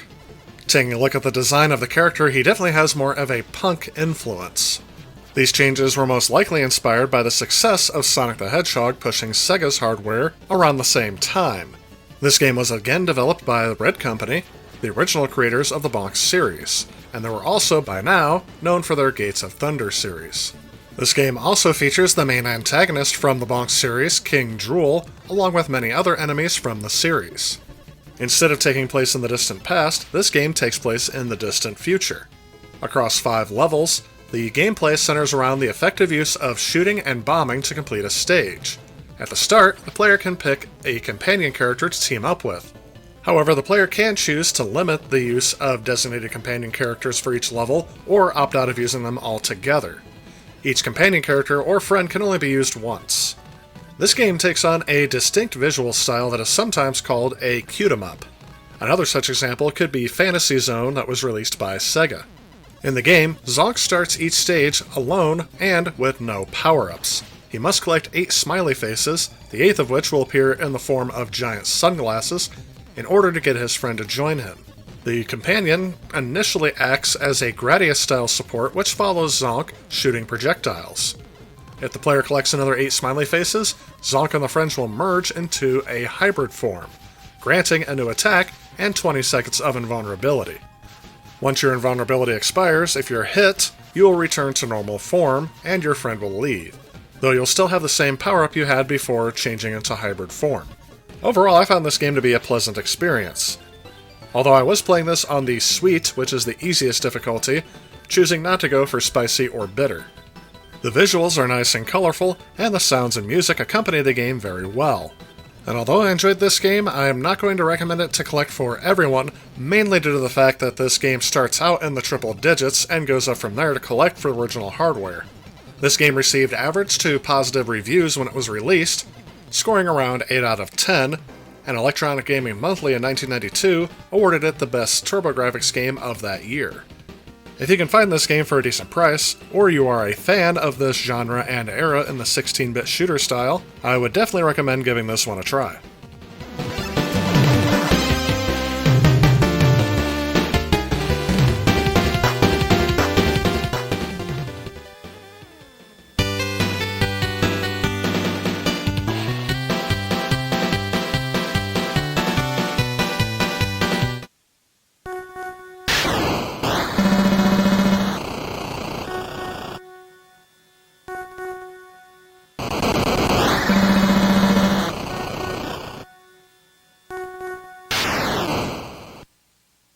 Aeroblasters was released for the TurboGrafx 16, being a port of a Japanese arcade game known as Airbuster. This game is a horizontally scrolling shoot-'em-up game, where players choose between one of 2 blaster fighters through 6 scrolling stages. The blaster fighters can equip one of 7 weapons, split between shooting guns and missiles. One most welcome power-up is the fact that you can get a border item which surrounds the front of the ship, keeping it from crashing into foreground objects. The only other collectibles are power-ups which increase the ship's standard shot power, and bonus points that appear in the form of $signs. From what I can see, this game is pretty faithful to the arcade version, albeit with some expected downgrades due to the fact that this console is not as powerful as the arcade hardware that this title was initially released on. Upon release, this game received average to positive reviews, stating that the game had an overall good art style and good sound effects and music, but some reviewers were especially critical of the lack of challenge. Overall, I did enjoy this title, as I am a fan of this genre, and I didn't really find that the lack of challenge was an issue for me, although I should note this is one of the few games I was able to beat through the first time playing. For the amount of money you have to spend on TurboGrafx 16 titles on original hardware, it may not provide you with as much playing time as you want out of this title. Still, I would recommend this title as one you will not be disappointed in on the TurboGrafx 16.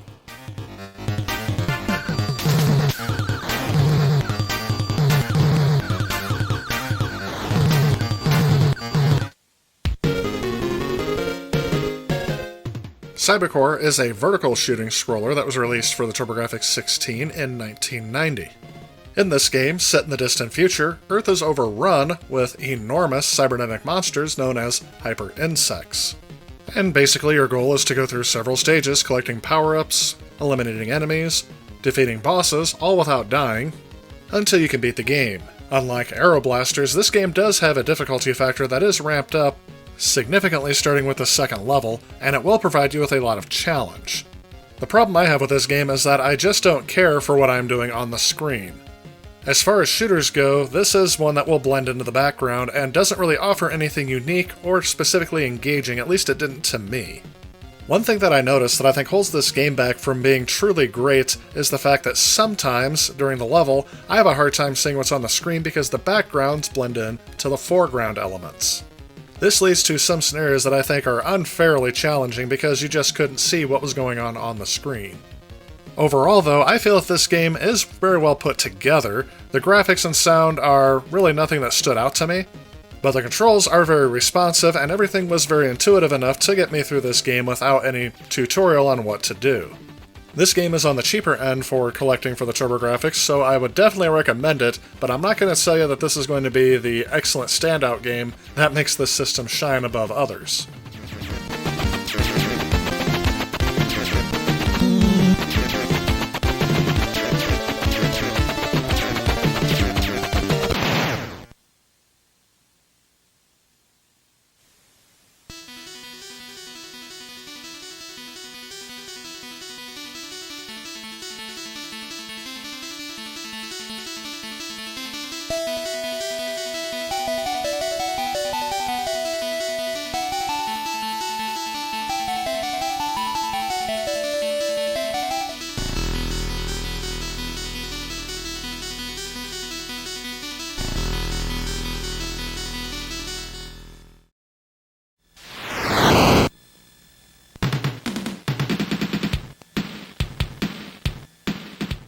In the same vein as Cybercore, Dead Moon is a horizontally scrolling shooter that I think fits kind of the same description. This is another typical run-of-the-mill shooter. I do feel like the background elements in this one are a bit more discernible, so you can tell what is going on the screen a bit more easily than you could in Cybercore, but other than that, it is a typical run-of-the-mill shooter. This game did remind me of other shooters of this era such as Gradius and Darius, with enemies attacking the player's ship in sweeping patterns, and weapon power-ups that double as one-time shields. The ship can be upgraded with up to 3 of the same power-up, and any damage will reduce these power-ups by 1. Collecting additional power-ups of the same type will reward the player with screen-clearing bombs.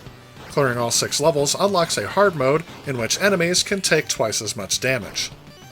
Overall, I think the presentation is very well done, and I did enjoy this game because it reminded me of others that I've played before that I liked.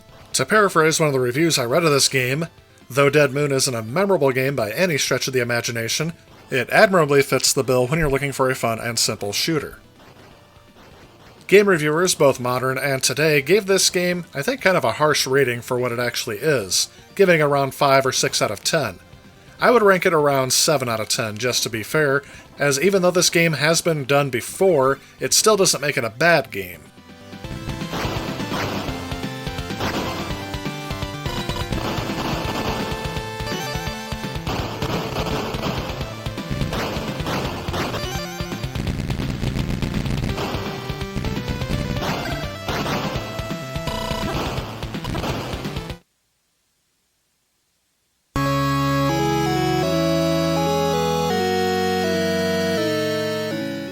Now, Deep Blue was a bit memorable to me because of its different concept when compared to other shooters of this era. You don't see too many underwater shooters.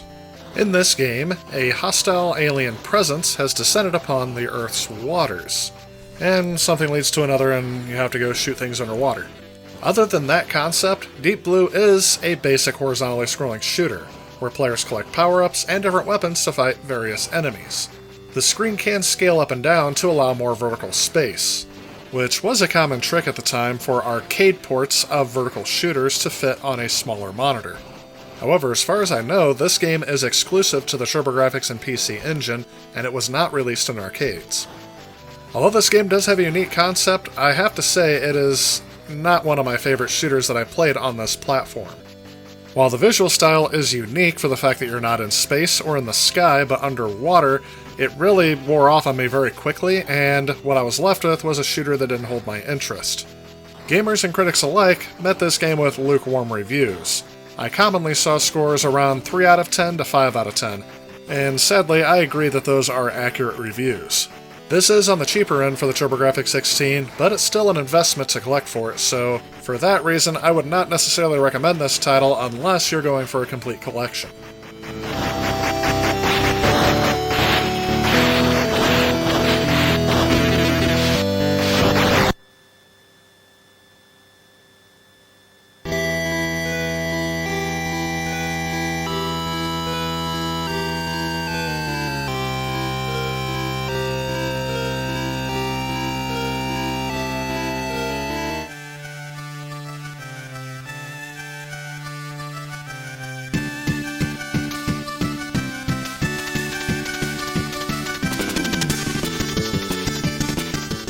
Now here's a shooter game that I enjoyed much more.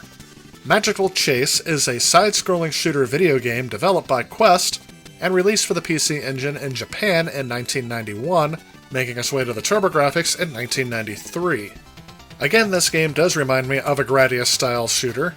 There are a total of 6 levels, which can be played on normal and hard difficulty settings, but if you play on easy, you can only play the first 3 levels. As enemies are destroyed, they leave behind different colored gemstones which serve as the game's currency. Twice during each level, a shop appears, in the style of Fantasy Zone, where power-ups, health, and extra lives can be purchased. Touching obstacles, including the ground, does not kill the player, but it does slow your progress. If a player gets trapped behind an object on the left-hand side of the screen, scrolling damage will occur. Each stage is presented with the name of the mid-boss encountered, and keeping with the magic theme, is titled as a magical seal. Each level has a mid-boss and an end-boss. This game was developed by the team that would eventually go on to do Ogre Battle, Tactics Ogre, and Final Fantasy Tactics. This game received mostly positive reviews upon its release, and its reputation has only grown since then. However, if you are seeking an original copy of this game, it's going to run you thousands of dollars. And no game released for a home console will ever be worth that to me, so I definitely cannot recommend this on original hardware. Sadly, this game is hard to find on other platforms. It was released on Windows PCs in 1998 and the Game Boy Color in 2000, but those were exclusive to Japan. Even if you try to get the PC Engine version of this game, it's still going to cost you hundreds of dollars. So even though I did enjoy this game, I cannot recommend getting it on original hardware. One more thing I will note about this game, though, is just how technically impressive it is that this is running on the PC Engine. Keeping in mind that in 1993, there were very few games that would be released before the system would be discontinued. And that's very sad because this game is evidence of the games that could have been released on this platform to keep it more relevant before the next generation would push graphics beyond this.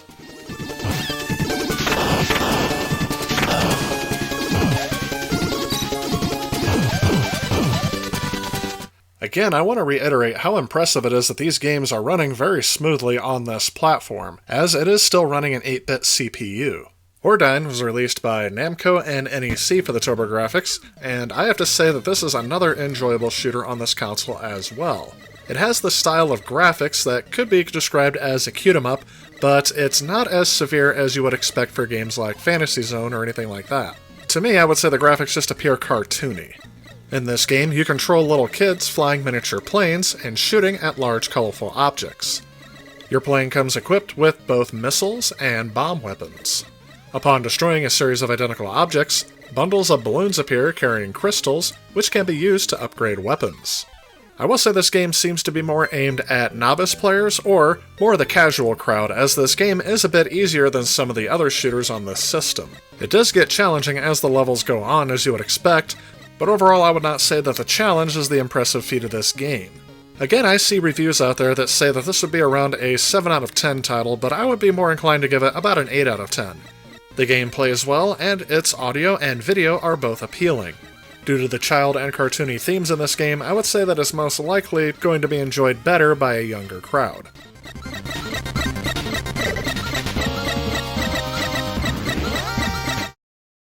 Psychosis, known as Paranoia in Japan, is a side-scrolling shooter game for the TurboGrafx 16. It was released in 1990 by Soft, which also released the games Alien Crush and Devil's Crush. When it was released, it was praised for its colorful graphics and original backstory, which is probably the most unique feature of this game. In this game, the player's mind has been taken over by an evil power, or at least that's what they're led to think. This force plans to make their mind its own, but the player's character won't give up without a fight. The player must use their mind to create a vehicle that will travel through their conscious and subconscious to win back their sanity. When the player obtains a power-up, 2 indestructible satellites will appear that can be positioned above, below, behind, or even in front of the ship using the one button on the controller. There are different types of power-ups that will give you different types of abilities throughout the game. Overall, this game consists of 5 stages called Causes, with a boss at the end of each. You start with 3 lives at the beginning, but an extra ship will be awarded every 50,000 points. I have to say, when doing research for this console, this is not a shooter that showed up very often, and hence I think it's kind of a hidden gem for this system. This game does play well, and it has a graphical style and unique story that I think separates it from the bunch. I was able to get through the first stage without too much difficulty, but that changed very quickly starting with the second stage. This game is again one of the cheaper titles to collect for the system, so because of that, and the fact that this is a pretty decent title for the price you're getting for this console, I would definitely recommend a pickup.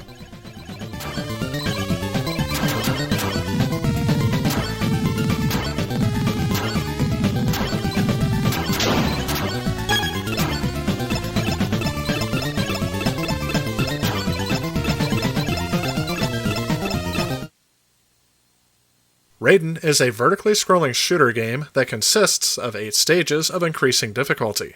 In each stage, the player maneuvers the Flying Thunder craft, engaging various enemies and avoiding their attacks. This game is seen as a faithful port of the arcade game, with one glaring omission. There is no 2-player cooperative mode on the TurboGrafx. For those aware of this game series, you may notice that that is actually a tremendous disadvantage to playing this game, as Raiden is very hard, and having only 1 player increases that difficulty even further. A lot of reviewers have mentioned that this is the main fault of this game, and have given it low scores such as 5 or 6 out of 10. And I would tend to agree with those reviews. Outside of the lack of 2-player mode, I think that this game is an okay shooter, but I would recommend some of its sequels over playing the original. That said, I would only recommend this to those that are hardcore fans of shoot-'em-ups, or hardcore fans of the series Raiden.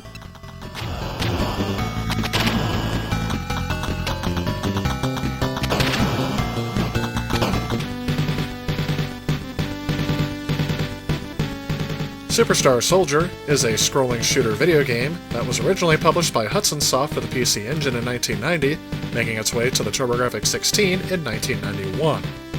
It is the sequel to Star Soldier, which was on the NES, and part of a vertical scrolling shooter series by Hudson Soft. As with many other shooters of the time, this game was very popular in Japan, but it received less attention from the rest of the world. Living up to the reputation of shoot-'em-ups, this game is on the more difficult side. Again, as with other shooters, your goal is just to make it through each stage alive. Fallen enemies leave power-ups by which you can upgrade your weapon system. You can pick up multiple shot, ring laser, spread fire, and swing fire. There are times when one weapon will be useful to use over another. If you continue collecting power-ups of the same type, you can build up your weapon's power, and even acquire a shield around your ship, allowing you to absorb a few hits. The most frustrating part of this game for me is the fact that no matter where you're at in the level, when you lose a life, you have to tackle the level again from the very beginning. Overall, I feel that this game is very impressive, especially if it's great arcade quality visuals, accompanied with good music and sound. I've seen reviews of this game give it about a 7 out of 10, and I would say that is about accurate.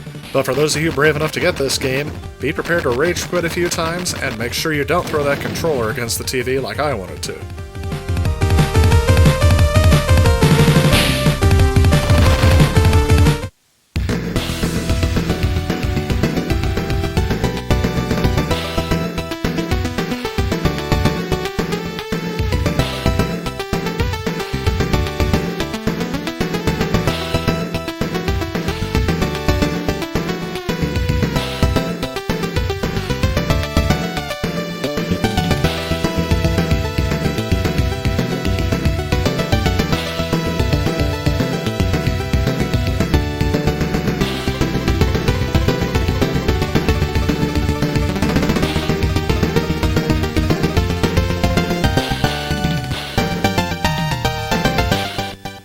Soldier Blade is a vertically scrolling shooter video game developed and published by Hudson Soft for the TurboGrafx 16.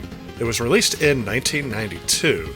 In this game, the player controls the title game's ship and is tasked with completing each of the game's 7 stages in order to wipe out the Zeograd army, an alien race bent on conquering Earth. But what else is new for the shooter genre?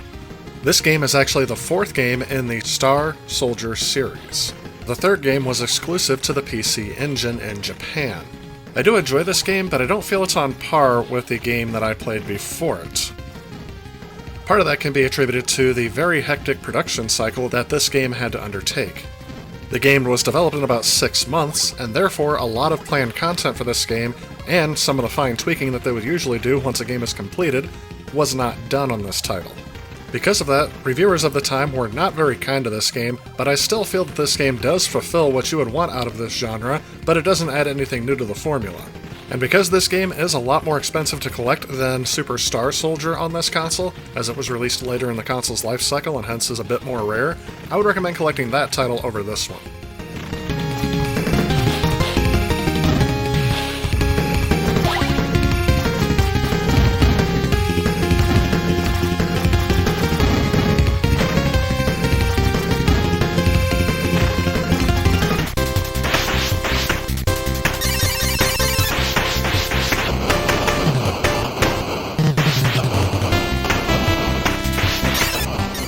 Space Harrier has been covered a couple of times on the channel. I have covered this in my Sega Master System review and in the Sega Genesis review, both on the Genesis itself and on the 32X. But if you haven't seen those, to sum up, Space Harrier is a 3D forward shooter, initially developed by Sega for the arcades, but this version has been adopted from the arcade version and licensed to NEC. And I gotta be honest, this system is pulling through a lot better than I thought it would. Especially when you keep in mind that this console has an 8-bit CPU and there are a lot of objects on the screen that need to be refreshed in and out as it creates this false 3D effect.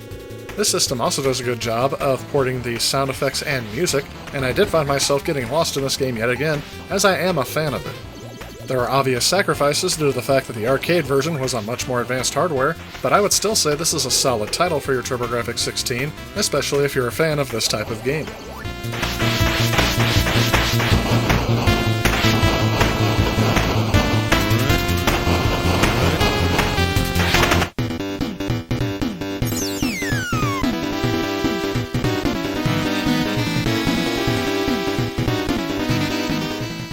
Hyperdyne Sidearms was originally released as a side-scrolling shoot-'em-up arcade game developed by Capcom in 1986.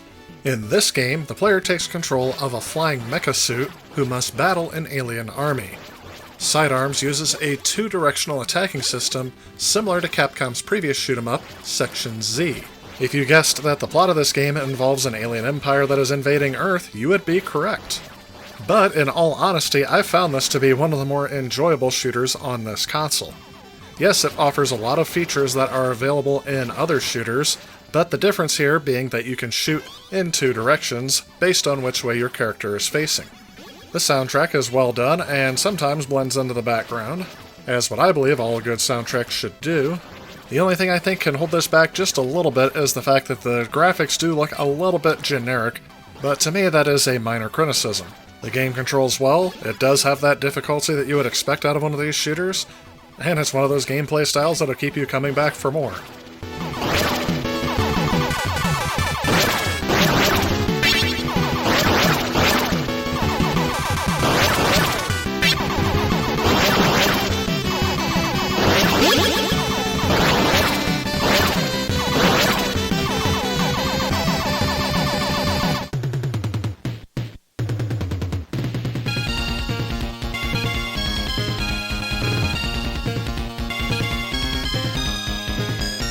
Sinistron, originally released as Violent Soldier in Japan, is a horizontally side-scrolling shooter. It was released in 1990 for the TurboGrafx 16, and the story kind of depends on which port of the game you are playing, the PC Engine version or the TurboGrafx 16 version. In the PC Engine version, Earth astronomers discover that there are things flying out of a supernova that are trying to attack Earth. The Violent Soldiers are sent to the source of the supernova, where they find the ruins of an advanced civilization and a cybernetic, iron-spewing alien monster. However, in this version, it just says a massive planet-devouring cybernetic entity named Sinistron approaches the solar system. And after it devours the planet of Pluto, I guess it never gets a break, does it? First it gets its planet status removed, and then it gets devoured by an alien entity. Oh well. A fleet of space fighters is then sent to destroy it, but only one survives, which is you, the player. The game consists of 6 stages, which has quickly increasing difficulty, with the last 2 stages taking place inside of the Sinistron creature itself. The gameplay consists of the traditional firing at all objects on the screen and avoiding enemy fire. However, one of the unique features to this game is the fact that the spacecraft comes with a set of jaws that are adjustable. Opening the set of jaws on the ship increases the player's spread of their weapon, but exposes the vulnerable cockpit. And of course, the more upgrades you collect, the more effective and powerful your weapon becomes. This game definitely gives off some R-Type vibes for me. It does play very well, and its design and concept are solid. However, I would say that I prefer R-Type more to this game, so I would rate it at about an 8 out of 10 overall, definitely being a worthy pickup, but not as nostalgic to me as something like R-Type would be.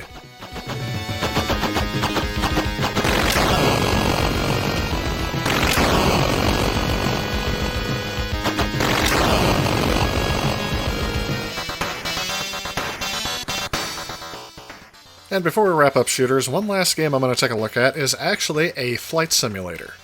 Falcon is a combat flight simulator video game that had its first official entry as F-16 Fighting Falcon. This game was originally developed for the PC and Macintosh systems in 1987. This game, developed by Turbo Technologies, was released in 1992, and it was published by Spectrum Holobyte. But as you can tell from the gameplay footage you're seeing here, this game was not well received when it was released. It definitely has a very slow and choppy frame rate.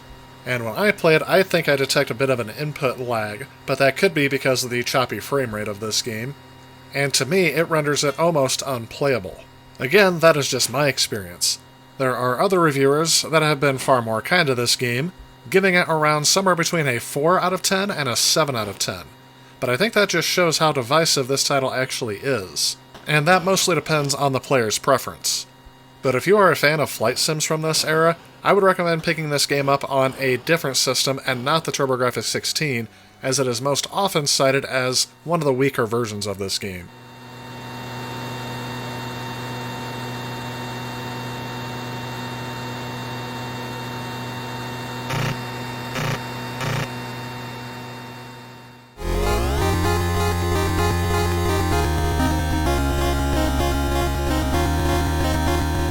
We're going to start taking a look at the puzzle, strategy, and role-playing games on the TurboGrafx 16.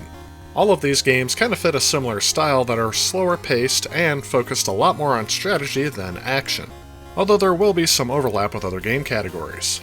Let's take a look at role-playing games first. To recap, we have only covered one of these games so far in the early and launch games category, and that was Dungeon Explorer, which was a good game, but there's also another selection of role-playing games that were released on HuCard. One game that has definitely overlapped with earlier games is World Court Tennis. In this video, we're actually going to focus on a different aspect of that game, as it is also a sports title. But to see how these games actually stack up, let's go ahead and fire on the TV and power up the console.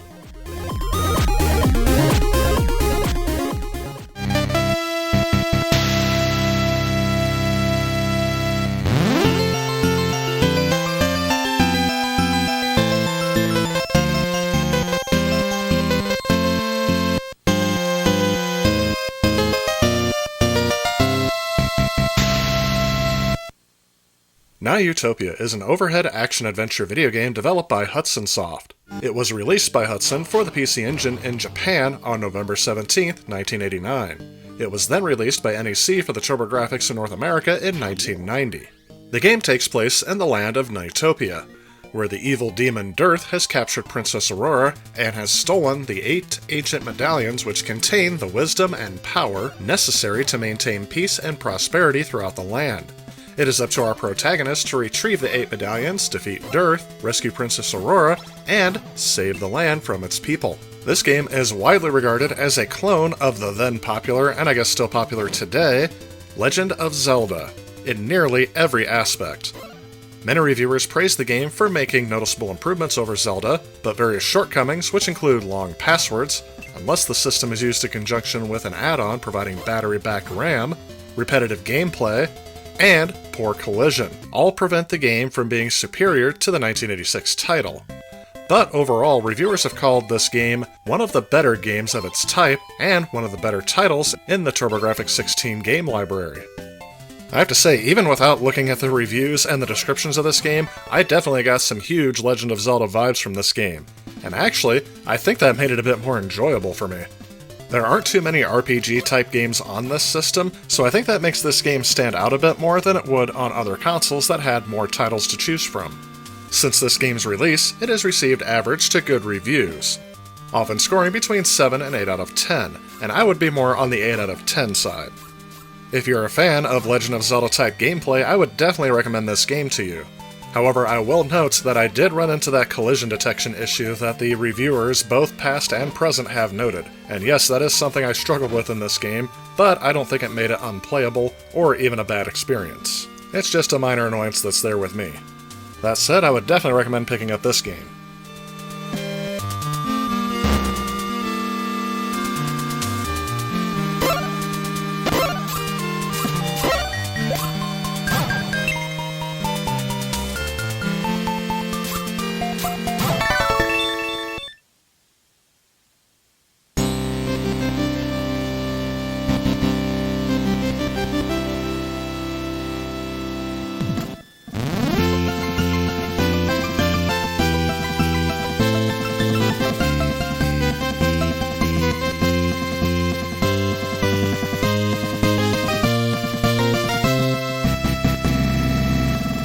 Well, what do you expect from a successful title on a game console?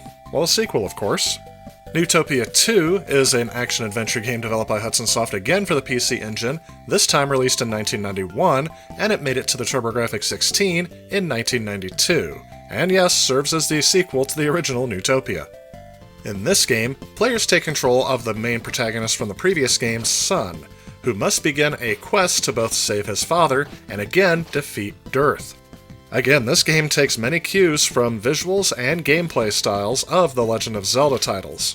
However, one welcome addition to this game is the fact that they add diagonal movement. At first, I thought that this wouldn't actually add a lot to the gameplay, it'd just be something that'd be more convenient for navigating around the map, but even when you battle against several of the creatures on the map, I found myself getting much more into it being able to move in all 8 directions. Other than that, the game really plays almost exactly the same, even going so far as to use the same or just slightly altered versions of the music from the first game, at least how far I got through it. I'm sure it changes before you get to the end. This game again received mostly positive reviews, although most of the criticism came from the fact that it was very derivative and closely imitated the Legend of Zelda series at that time. And even though these reviews are mostly initial impressions of these games, as I didn't grow up with them, I would say that I probably enjoyed Utopia 2 a little bit more than Utopia 1. It just seems like a more polished and more smoothed out version of the first game. But overall, I would put it about at the same level as I would the first game, giving it around a 7 or 8, leaning more towards the 8 out of 10. The only thing that would limit me from recommending this to all collectors of the TurboGrafx 16 is the price. Any game released this late into the console's life cycle is a bit more rare because the system was kind of on its way out at that point, so the price on this is a lot higher. But for hardcore fans of this genre, I don't think you would be disappointed getting both.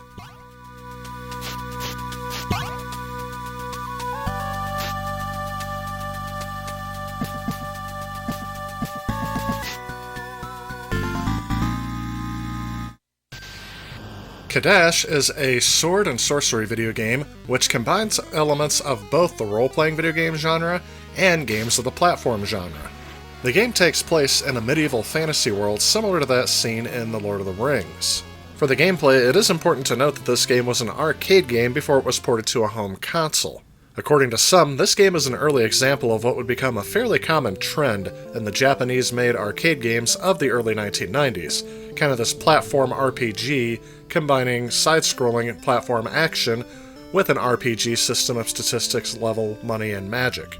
One thing to note is that this game does support the Turbo Tap, where you can have up to 4 players playing at the same time. Each player will have their choice of playing as the fighter, mage, priestess, or ninja, each with their own different advantages and statistics. This game eliminates the original time limit that the arcade version have, I assume so that you can get more gameplay out of the game. Other changes made include agility, defense, spell costs, and damage. This was in an attempt to better balance the characters. To accommodate the differences in hardware power, the levels were divided into large rooms and halls connected by doors and corridors. Reviews of this game in Japan were very good. I find the art style and the music to be very well done, and the gameplay isn't bad either. However, if you put this game on easy mode, it can be beat in about an hour or two. That doesn't necessarily hurt the gameplay, but it does seem very brief, especially when compared to today's standards. Overall, I'd give this game about a 7 or 8 out of 10, probably leaning more towards the middle on this one. However, again, due to the price of this item, I would limit recommending this game to those that are hardcore fans of the genre or the TurboGrafx 16.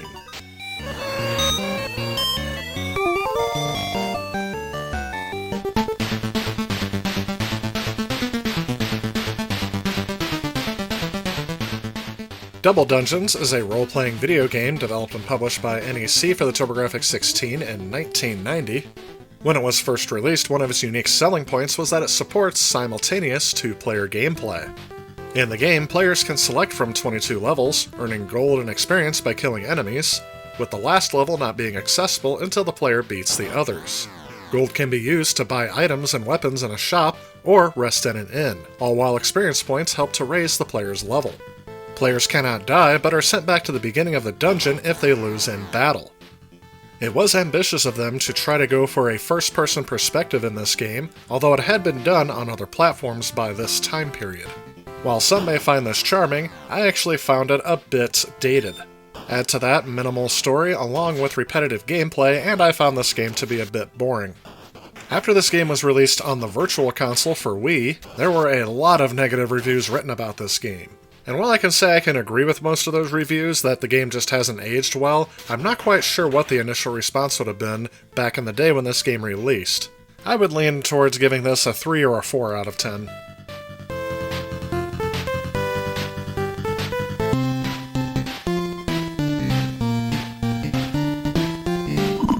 Now we have to talk about World Court Tennis again for just a second. As I previously mentioned, there was a role-playing game quest mode that you can choose to actually progress through this game as if you were playing a role-playing game, but still while all playing tennis. At the beginning of this mode, you're given the story about why you have to go play tennis to rescue somebody and whatnot, but in the end you actually get an overworld map where you just wander around until you hit a random battle encounter in which you have to play tennis against someone. Since I'm not very good at this game, I don't make it very far, but it is noteworthy on this system due to the very small library of role-playing games that are on here.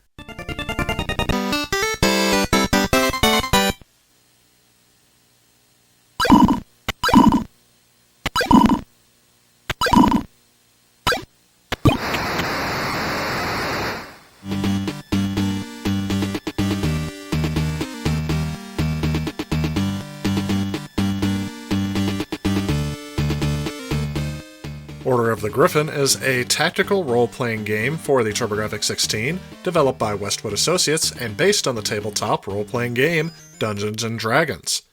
This game uses a turn-based combat engine that is similar to that of the Gold Box games, such as Pool of Radiance. Unlike many Gold Box games, however, Order of the Griffin utilizes basic Dungeons & Dragons rules instead of the advanced D&D rules. Players select 4 pre-generated characters from the following classes: Fighter, Dwarf, Mage, Thief, Halfling, Cleric, and Elf. Although characters are pre-generated, the player is offered 3 character options per class, each with different strengths and weaknesses. Now, to tell you the truth, I'm not an expert in tactical role-playing games. In fact, I'm not really one that plays them very often, so I did rely on other reviews of this game to kind of influence an overall decision from me. And to tell you the truth, I did feel like this was a middle-of-the-road experience, around 5 or 6 out of 10. I do feel that the 3D graphics here work a bit better than Double Dungeons, and I was drawn in by the gameplay a lot more as well. If you're a fan of the early RPGs that were influenced by Dungeons & Dragons, I would say this one may be worth a pickup, but I'm not sure casual RPG fans, especially those that didn't grow up with this genre, would feel that this was worth a pickup, as overall I do feel this gameplay style is a bit dated.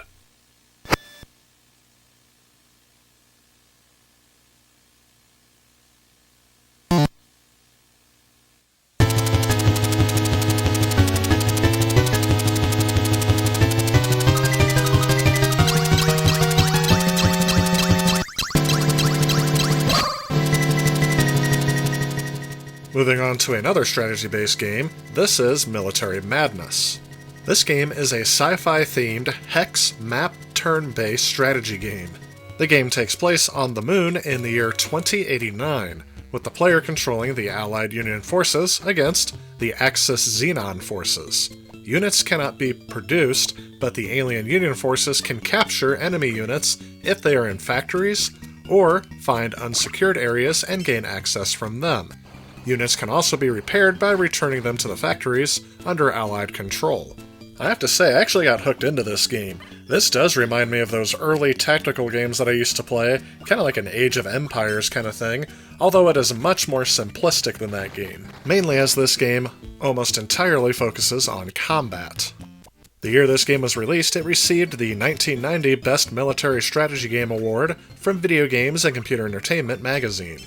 This game has often been cited as one of the key influences for the real-time strategy game Dune 2. And in 1997, Electronic Gaming Monthly ranked it at the 48th best console video game of all time, calling it the most addicting strategy game ever.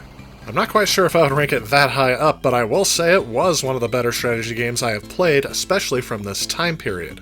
Collecting this game shouldn't break the bank, so if you're curious about this game genre or you're a fan, I would definitely recommend a pickup.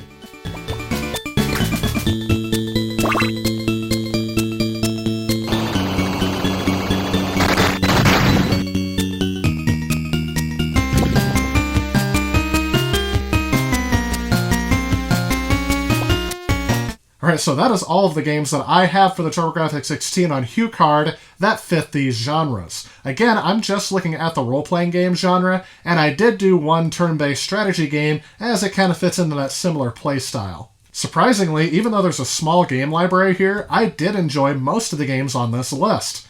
One that comes to mind right off the top of my head is Newtopia, or Nyutopia, depending on how you pronounce it. I know I kind of went back and forth there. But this game actually was really entertaining to me, and I think it was because it fits that Legend of Zelda style that I haven't played for about 30 years by this point. So that is something I was really interested in playing. Newtopia 2 I thought was just slightly better, mainly because I felt that it was a bit more polished out, as they were able to get the game graphics kind of smoothed out. They did rearrange some of the music and include some new tracks, but the ability to move in all 8 directions, even diagonally, and attack diagonally, I think made the game just a little bit better than the first one. Again, I don't think you can go wrong with either one, but just keep in mind that second game is very expensive to collect for. But out of all the games I showcased today, I think my favorite is Military Madness. And again, this one kind of surprised me. It kind of came out of nowhere. It wasn't really recommended to me to play. I just kind of found it in the list and I thought, well, we can fit it in here because there aren't too many role-playing games to cover, and this game ended up being a hidden gem for me.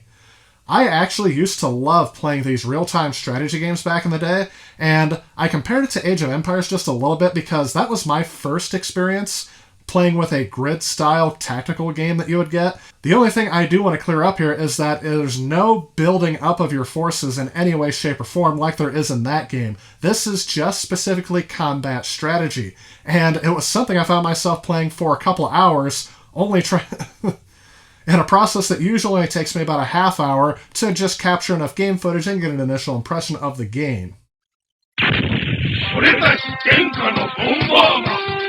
一度火がつきゃやめられない。5人バトルで興奮爆発。本年最高の悪役、ボンバーマン。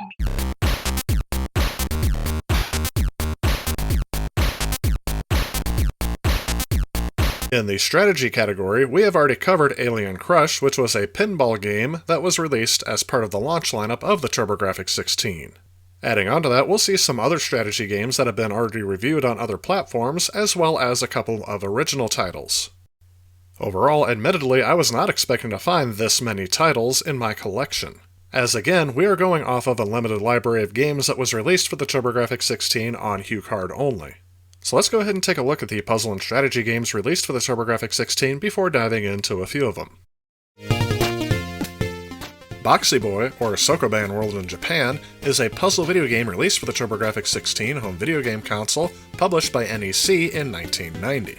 This game is an adaptation of the puzzle game Sokoban, which was very popular in Japan before making its way over to the United States in the 1980s on the IBM PC and compatibles, as well as the Commodore 64 and Apple II computers. In this game, the player takes control of a warehouse worker in a top-down view perspective on the warehouse floor. The player can move in any of 4 directions, but cannot move crates backwards once pushed forward, unless they use the undo button. The goal is to push the crates to their designated area. It doesn't matter in what order you put the crates in, unless it prohibits you from completing the level. I have to say, this is a game that I played a lot on the IBM PC version, and because of that, I do find this game a bit nostalgic. One thing I note is different from the PC versions that I grew up with is that the puzzle layouts are a bit different, and you have the ability to create your own puzzles in this version. While the visuals are a great improvement over the PC version, I am not as fond of the music in this game. But I can always do what I did back in the day. I could pop in a CD, a cassette tape, or even put on a record album and listen to it while playing this relaxing puzzle game. While I don't think this concept will appeal to everyone, I do feel like that if you are a fan of puzzle games, you will definitely enjoy this, and the reviews of the time reflect that as well, giving it around a 70% or 3 out of 5 star rating, rating it at about fair, and I would say that's about where I would put this game as well.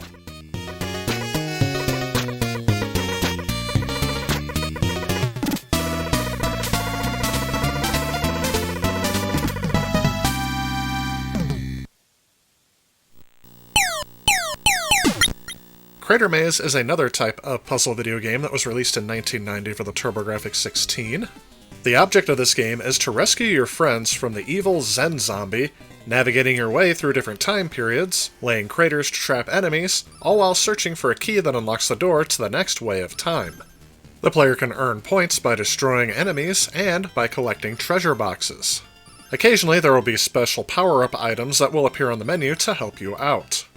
If you can make it through all 60 levels and rescue all your friends, then you have beaten the game. Otherwise, the game will end when you run out of lives. As with some other games on the TurboGrafx 16, passcodes are used in order to continue your progress between plays.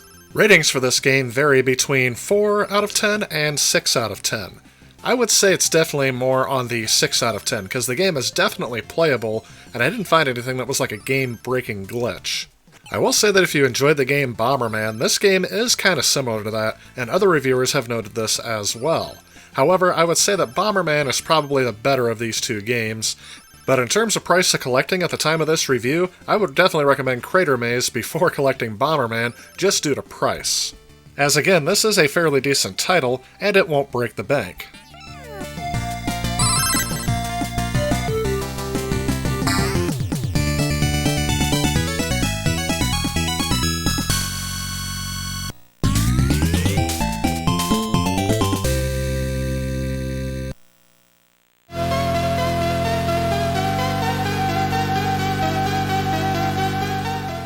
Devil's Crush is a pinball video game developed by Compile for the TurboGrafx 16, and it was also released in 1990. This is the second installment in the Crush pinball series after Alien Crush, which I already covered earlier in this series in launch games/early titles. The play area of Devil's Crush consists of a free-scrolling pinball table about 3 screens high. There are also 3 pairs of flippers. The player can nudge and bump the table to influence the ball's path. Using the tilt button too much, though, will result in the game tilting, and the flippers will stop working, causing a lost ball. There are many targets to shoot at for hidden bonus rooms, all while the game is presented in a visually pleasing art style. However, due to the content of this game, it is actually censored in the North American version as compared to the Japanese version. For example, all hexagrams have been changed to generic stars. This game was very highly received by gamers and critics alike upon its release, and is even still regarded to this day. In 1997, Electronic Gaming Monthly listed the TurboGrafx 16 version of this game as number 50 on its 100 best games of all time, calling it the best pinball game released on a home console to date, mainly because it didn't try to be anything like a real pinball table, which I suppose many other video games were trying to emulate. Overall, I did have a lot of fun with this game, and I found myself playing it a lot longer than some of the other titles here, just because I found it very interesting. The audio and strong visuals will hook you into the game, and the solid gameplay will definitely keep you invested for a long time.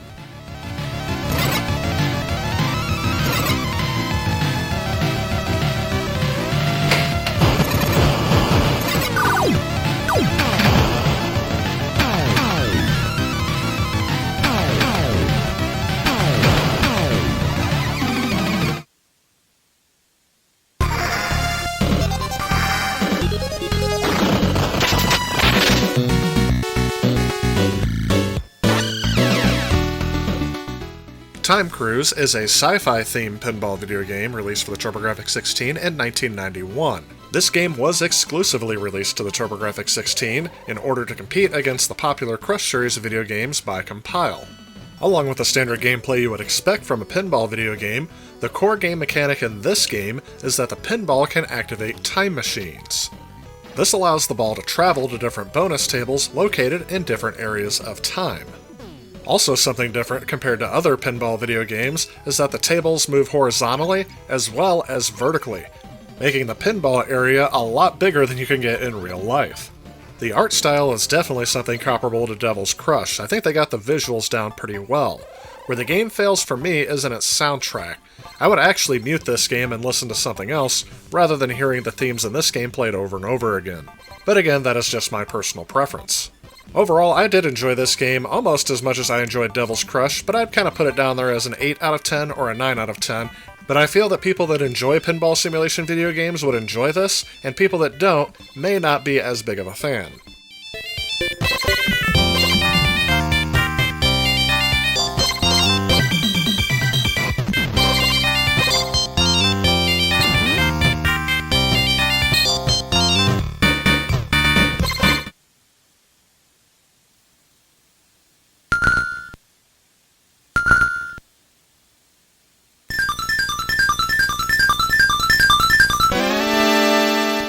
Two Man Fu is an interesting title.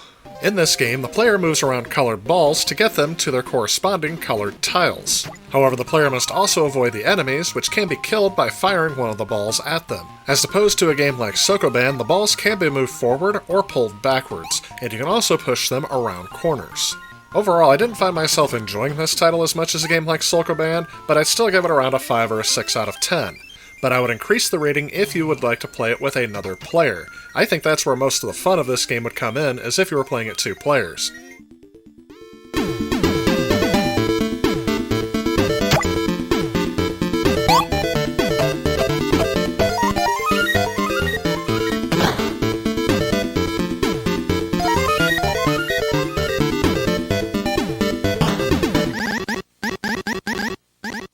Tricky Kick is a puzzle video game developed by Alpha System and published by Information Global Service. It made its debut on the TurboGrafx 16 in 1990. The game's puzzles consist of creatures scattered through a landscape littered with various obstacles. The object of the game is to maneuver the pairs of the same type of monster or animal together by kicking them in straight lines until they make a match, running into each other. When a match is made between two characters, they disappear. However, kinda like in Sokoban, you can get characters stuck in an area where you can't match them together. If that's the case, you have to give up and try the level over again. This game received mixed to positive reviews since its release, with some reviewers calling it an extensive and challenging game that's great to take on with an audience. I agree with the statement that it is one of those games that can stir up a lot of group participation. Everyone has their own strategy on how to beat each level. Overall, it's an interesting concept, and it actually got me playing it for a little bit longer than I thought I would.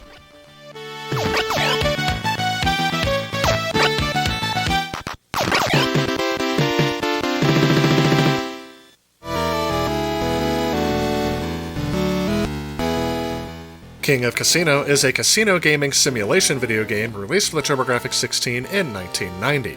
In this game, the player can play various casino games including poker, blackjack, slots, keno, or roulette in one of 15 different casinos. The game actually starts off more like a role-playing game where you are given control of a character and you start out in your hotel room before proceeding out to the overworld map where you can take on one of 15 different casinos. Each casino specializes in at least 2 of the 5 games available. You start out with a certain amount of money, and if you run out, the game ends. You can continue your game over multiple playthroughs by using the password system. However, there are only so many passwords you can get with one playthrough before you have to start over. This game is fairly neat, although I'm not quite sure what they were going for trying to aim a casino game towards kids. Maybe this was meant more for adults, but it can teach you the basics of some of the games played most often in casinos. I would rate this at about a 6 or a 7 out of 10, as again, there was nothing really game-breaking in it. The games are set up and kind of intuitive and easy to understand and use. However, I didn't find myself wanting to come back to this title, as it's not really anything more special than 5 different casino games.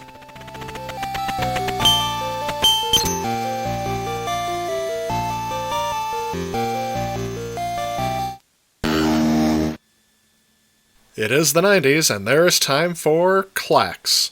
If I had to pick a game from the 90s that was everywhere and then eventually just disappeared off the face of the earth, I think this would be it. I've already showed this game on other platforms, so I'm just going to showcase a few of the examples of gameplay on the TurboGrafx 16. Honestly, this is a very good port of the game. The visuals transfer over well, the gameplay is solid, and it plays just like it does on its other platforms. Clax is a good game, and I don't know why it disappeared off of the face of the earth, but I always enjoy going back and playing it on these platforms because I am a fan of this gameplay style. I would rate this on the 7 or 8 out of 10, with my main criticism being drawn to the lack of a soundtrack and the fact that the sound effects can get annoying if you're just listening to them by themselves. Definitely listening to a musical accompaniment of your choice is recommended.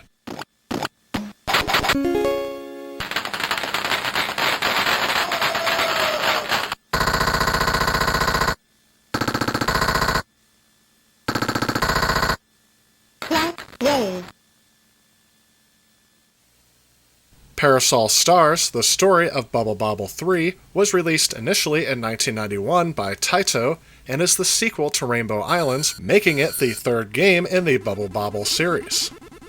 Unlike many other games in the series, Parasol Stars was never released to arcades. It was originally developed for the NEC PC engine.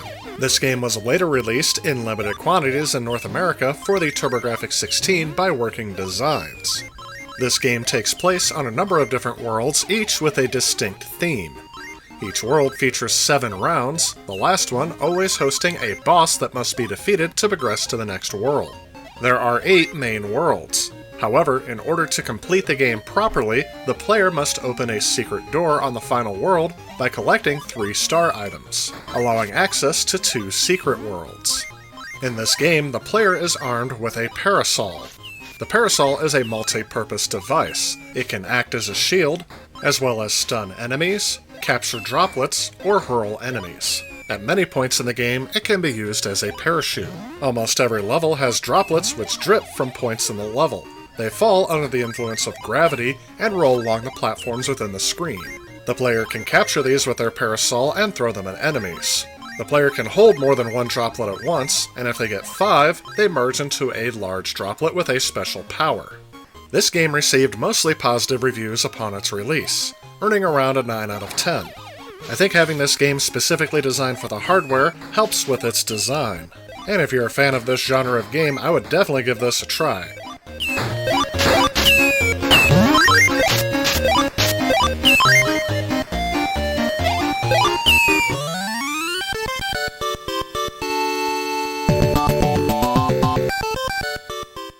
Bomberman is a strategic maze-based video game that was originally developed by Hudson Soft and has been on a variety of platforms since the first release in 1985 on the Famicom. And this game is a greatly expanded reimagining of the first game in the series, starring White Bomberman on a quest to rescue Lisa.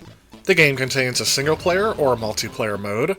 In the single-player mode, the player goes through 8 worlds, each one divided into 8 stages. Each stage is presented as a maze of blocks filled with enemies. By using bombs, the player must destroy the blocks, blocking their path, and defeat all of the enemies. Once all enemies are defeated, the hidden exit is uncovered, and the player can proceed to the next stage.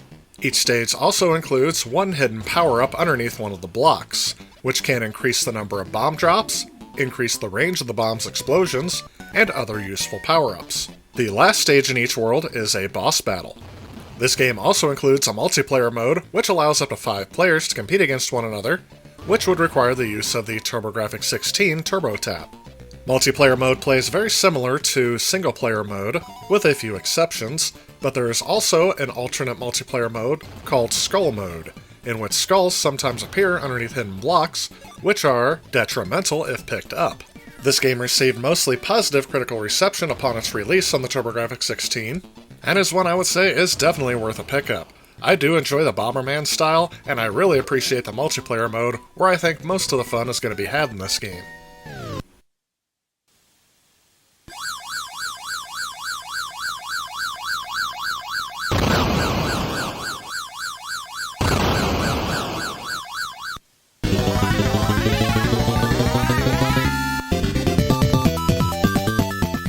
While on the topic of Bomberman, I would also recommend Bomberman 93, which plays almost exactly like this game, but it has some differences. For example, the stages are more interactive in Bomberman 93, with devices such as conveyor belts and teleporters appearing in certain areas. The single-player mode also utilizes a password system, or there is limited save memory if the player wants to save. Multiplayer mode is again really fun in this game. There are multiple stages to choose from in this mode, each having its own theme and gimmick. If I had to recommend one over the other, I would say Bomberman 93 in terms of gameplay, but the original Bomberman on TurboGrafx will be cheaper.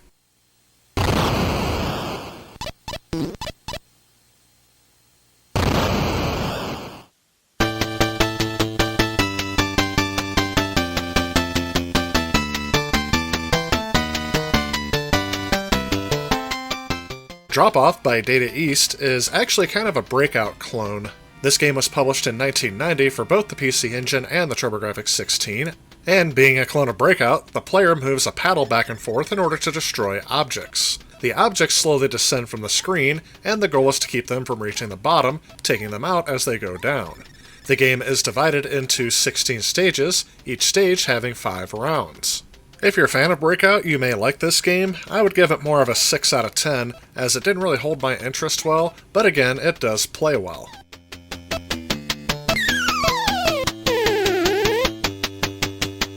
Well, there you have it. That kind of wraps up the puzzle, RPG, and strategy genre here on the TurboGrafx 16. Although I will point out most of my favorites are available on other systems as well, and I think that's probably where most of my favorite games lied. I really do like the Bomberman port on this system, but I like Bomberman on almost every platform. Same thing with Boxy Boy. That game is also known as Sokoban in other regions, but it seems to get renamed every time it goes to another system. But I think it was well done on the TurboGrafx 16, as well as other systems, so it's not really something that you have to go buy a TurboGrafx 16 specifically to get these games.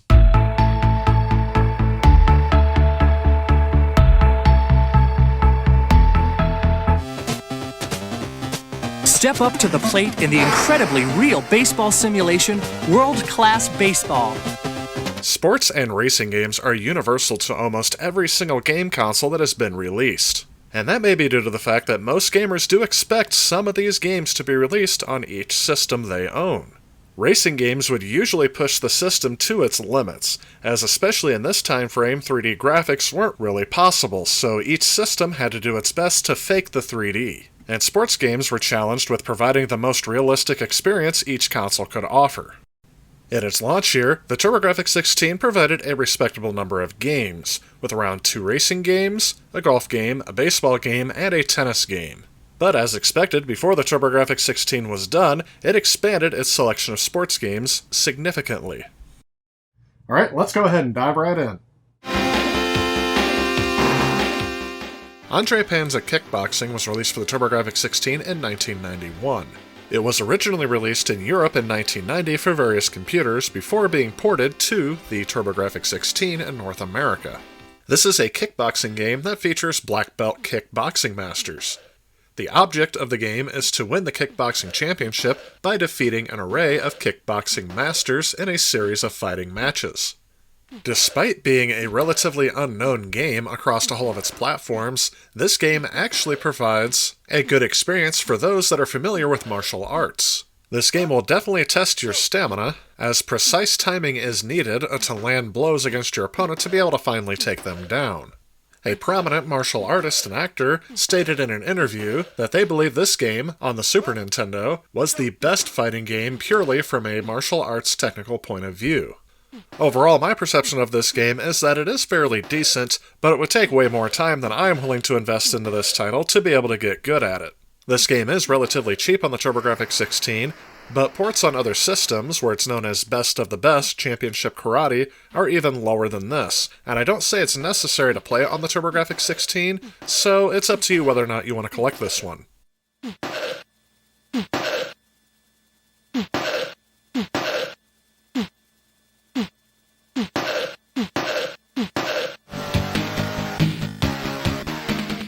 Battle Royale is the only wrestling video game developed for the TurboGrafx 16, and it was released in 1990.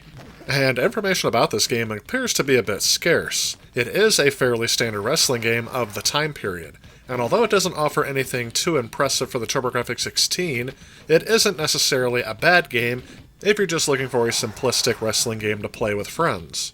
However, I think the audience for this game, at least in modern days, is going to be limited to hardcore wrestling fans, and especially those that grew up in the 1990s.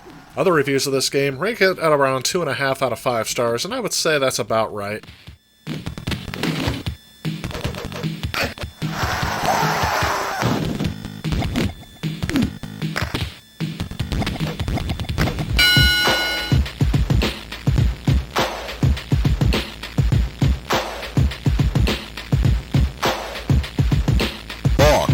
How hard can you hit? 1, 2, 3, 4. Champions Forever Boxing is a boxing game licensed from the 1989 documentary about the sport of boxing, featuring the likenesses of 5 all-time greats, including Ali, Foreman, Frazier, Holmes, and Norton. Players can assume the role of any of the legendary boxers, or match up against them in the ring.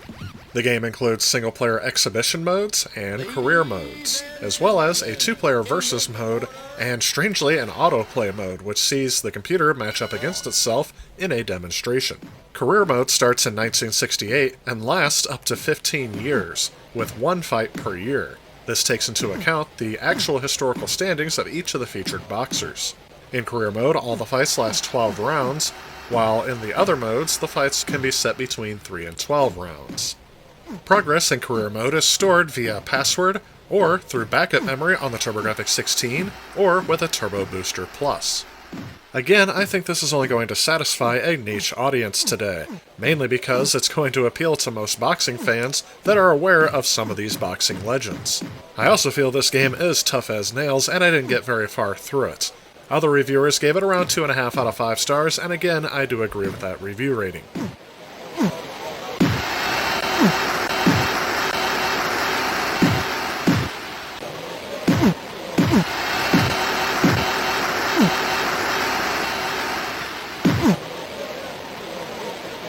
With these fighting games, none of them really left a strong impression with me. It was just a lot of mediocrity. There wasn't really one that was really necessarily terribly bad, but there wasn't one that was very good either. If I had to recommend one out of these titles, maybe it'd be Battle Royale, and that's on the stipulation that you're able to play it multiplayer. But that said, let's go ahead and take a look at tennis and volleyball games next. Sonic Spike, known as World Beach Volley in Japan, is a volleyball video game released for the TurboGrafx 16 in 1990. In this game, you can choose a standard game or a tournament with several countries to choose from, like Japan, China, USA, and so forth. I find it a bit nostalgic when the USSR is still included, because it was still a thing when this game was released. I'll start off by saying that the music is really nothing to be excited about, and the graphics, even though they're a bit colorful in certain locations, get bland after a while, and with only 3 different court types to choose from, basically just varying in color, get boring very quickly as well. My biggest gripe with this game is that it's very difficult to play. Most of the time, I can't tell where the ball is going to end up, and if you play against the computer, they're always going to be better than you. Sadly, I just didn't have much fun with this title, so I can't really recommend it as one to collect, even though it won't necessarily break the bank to do so.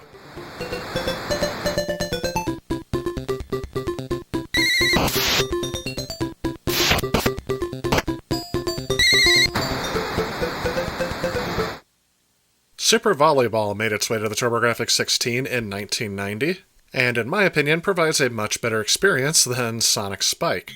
I like the flat, straight-on view perspective, other than the false 3D perspective that was very prominent.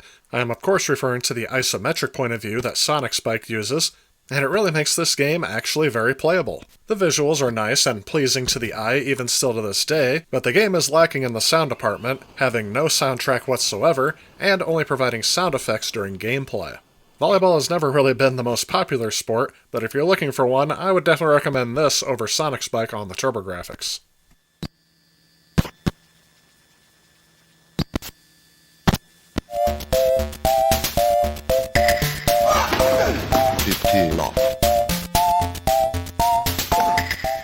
Davis Cup Tennis is a sports video game developed by Laura Seal in 1991 for the TurboGrafx, and this game follows the rules of tennis closely, with each match having a minimum of 5 sets by default. Players are able to control the difficulty of the AI before starting their game as well, and the player can choose either a quick play mode, which allows for a single tennis match, or they can play through the full Davis Cup, where the player must choose the team captain and compete through the entire tournament while working through the player rotation. This game is presented in the standard style that was common at the time, where they have 2-dimensional sprites, and the court is given a false 3D perspective. Overall, I didn't really find anything game-breaking, except for I did find it annoying that it doesn't really seem like I can control the power of how hard I hit, other than when serving the ball. Overall reviews would give this game around a 5 to 7 out of 10, and I would probably rest in the middle, giving this game about a 6 out of 10. While playing this game, I kept thinking that I'd rather be playing a more modern tennis game, likening to something like Virtua Tennis, which was a personal favorite of mine, and I really feel like that older tennis games have become very dated due to the limitations on these systems.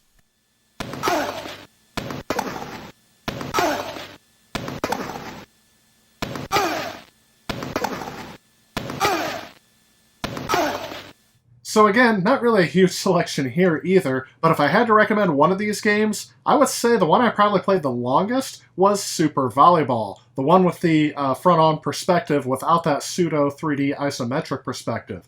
I did have a lot more fun with that game because basically I can tell where the ball was going to land. The tennis game was okay, but I've already played another game that was actually pretty good, so I'm going to go ahead and say and recommend that original launch title over this one.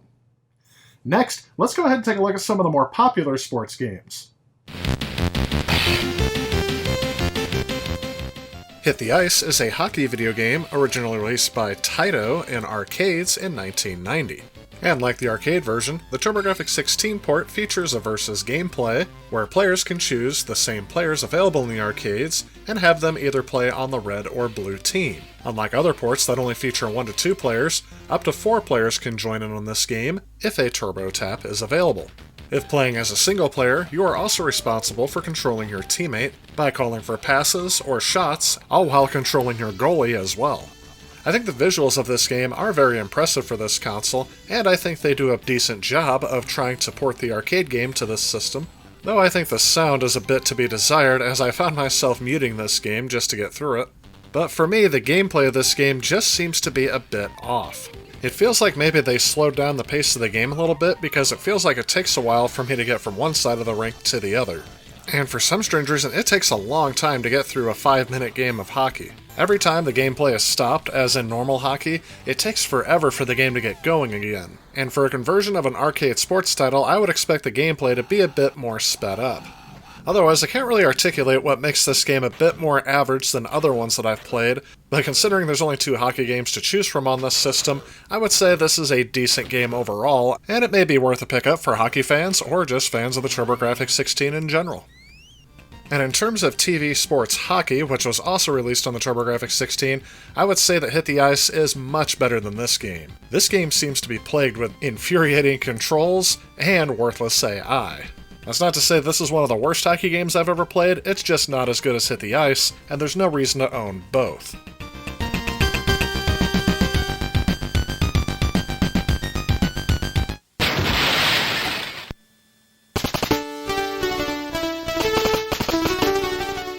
And unfortunately, mediocrity and infuriating controls is actually something that plagues the TV sports series.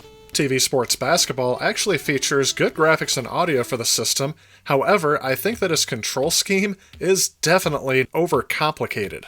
As I really couldn't get used to the control scheme used in this game, I can't really recommend it to others. Normally, I would say that this game would be reserved for those that were fans of the NBA at this time, but this game doesn't even have an NBA license. So it is very generic. Other people have given this game around a 5 out of 10. I would say it's down to a 3 out of 10, almost unplayable. 3 seconds.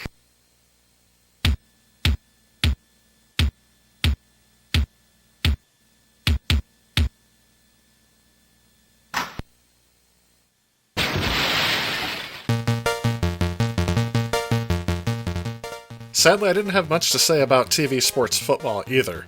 It is one of the more faithful adaptations of the game up until this time, but during a time where Tecmo Bowl and Madden was just coming onto the scene, this gameplay does again feel very dated, and nothing I really felt was too impressive, even on the TurboGrafx 16.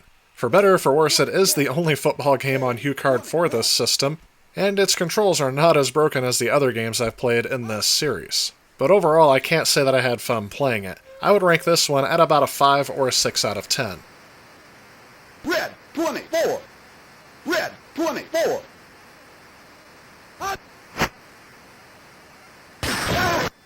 Again, the selection leaves something to be desired. Mediocrity seems to be the theme of the sports games on this system, and that's really can sum up sports games on a variety of systems, but the problem with the TurboGrafx is there just aren't that many titles to choose from, so when you don't have really a strong title that you can say, yes, this is one you definitely want to go back and play, it really lets them all kind of blend together.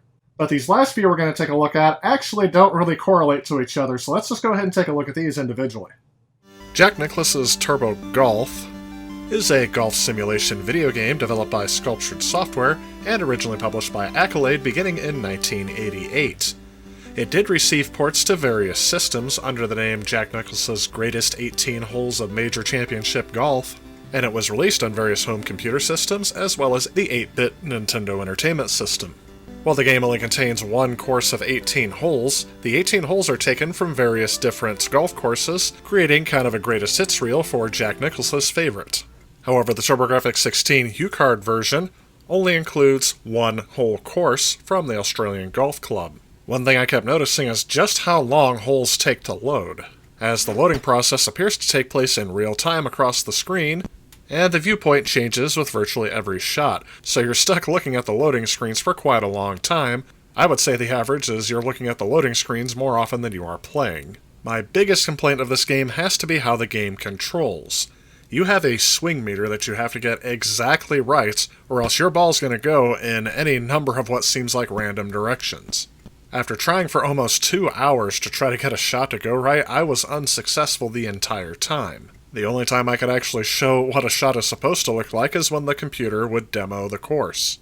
And while the game would have been a definite visual upgrade from golf games on the 8-bit generation, I definitely feel that the playstyle kept me from enjoying this one as much as I could have.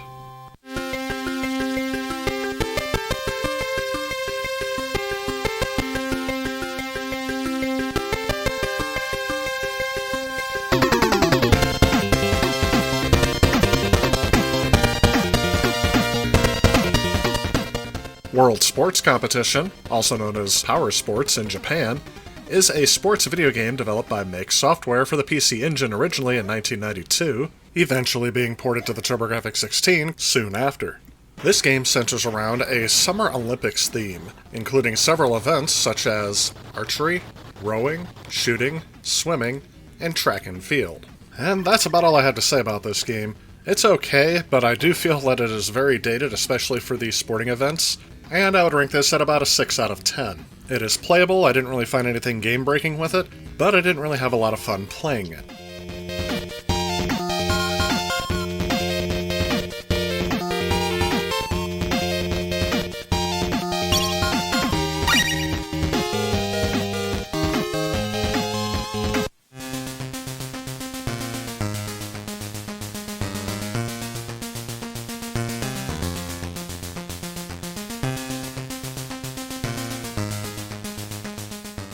Ballistics made its way to the PC Engine and TurboGrafx 16 in 1991.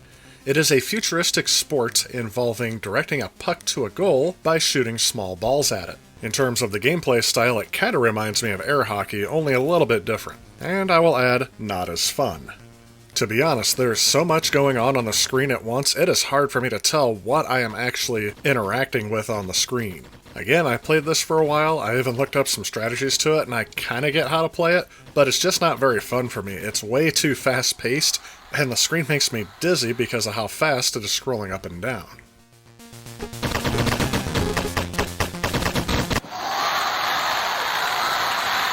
So yeah, not a good selection here either. If I were to rate all of the sports games on the TurboGrafx 16, I would really not recommend any of these games, at least the ones that I've shown in this video, unless you're going for a complete collection.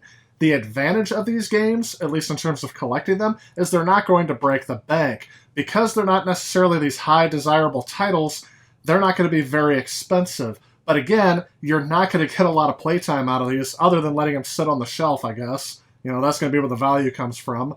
But moving on from that, there aren't very many racing games either. We've already covered Chase HQ in the Ultimate Sega Genesis review, so I'm not really going to talk about that game a bit more. That, and for some reason, my copy is not working on the TurboGrafx, so the only thing I can show is the stock footage I have up here in the corner, which kind of gives you an idea of the graphics.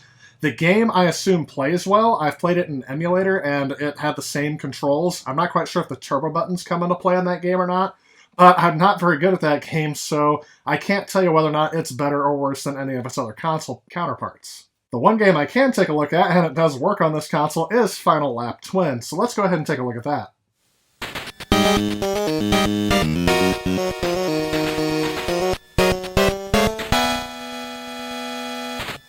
Final Lap Twin actually falls under two categories, as a racing and role-playing video game released for the PC Engine in 1989, making its way over to the TurboGrafx 16 in 1990.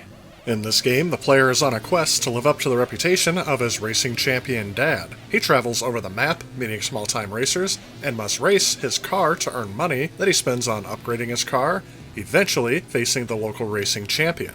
This game controls well if you're a fan of games like Pole Position. In fact, I found this game to be a bit easier than that one, but it all comes down to the story mode. I think having this involved story in a racing game is something that they should try to do again today, as it did keep me interested in this title for a bit longer than other racing games of this time period. Sadly, the visual style and the gameplay style are a bit dated, especially when compared to more modern racing titles. I would rate this at around a 7 out of 10, saying it's not a total loss, but definitely wasn't something that blew me away in terms of what a game could be on this system.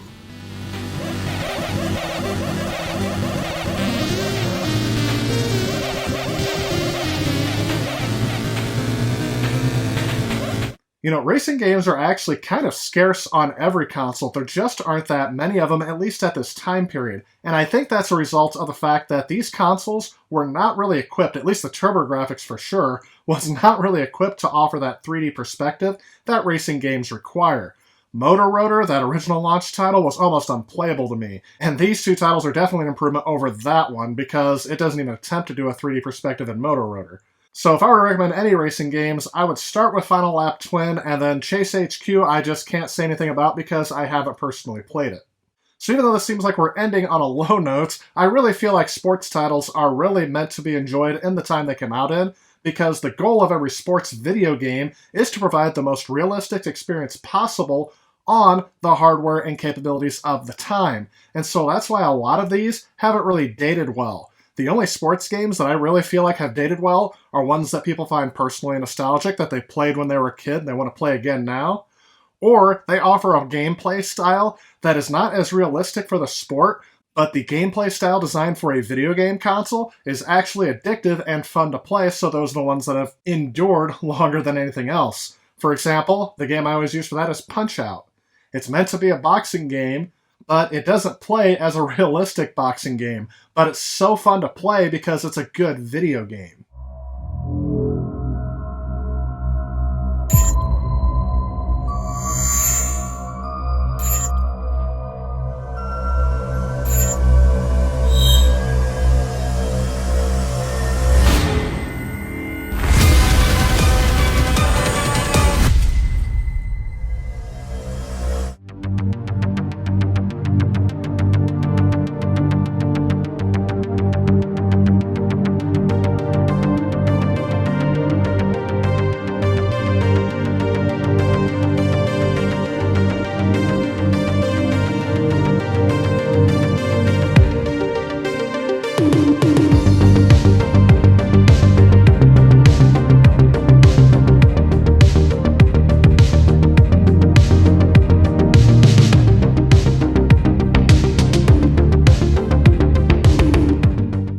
The TurboGrafx 16 was almost doomed to begin with.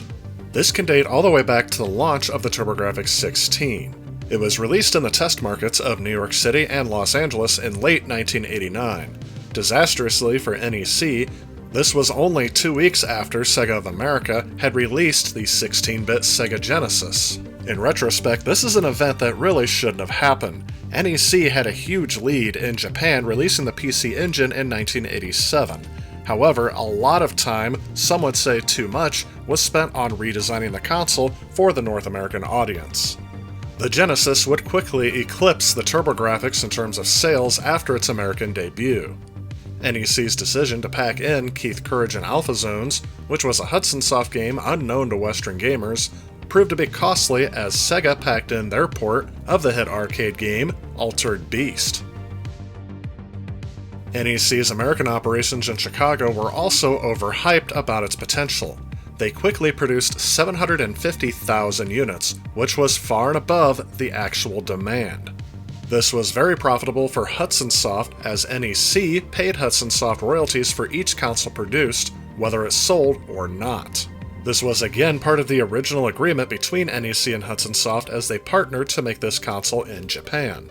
By 1990, it was clear that the system was performing very poorly, and was being severely edged out of the market by Nintendo and Sega's marketing. On a side note, in Europe, PC Engine imports from Japan drew a cult following, with a number of unauthorized PC Engine imports available, along with NSTC to PAL adapters in the United Kingdom in the late 1980s.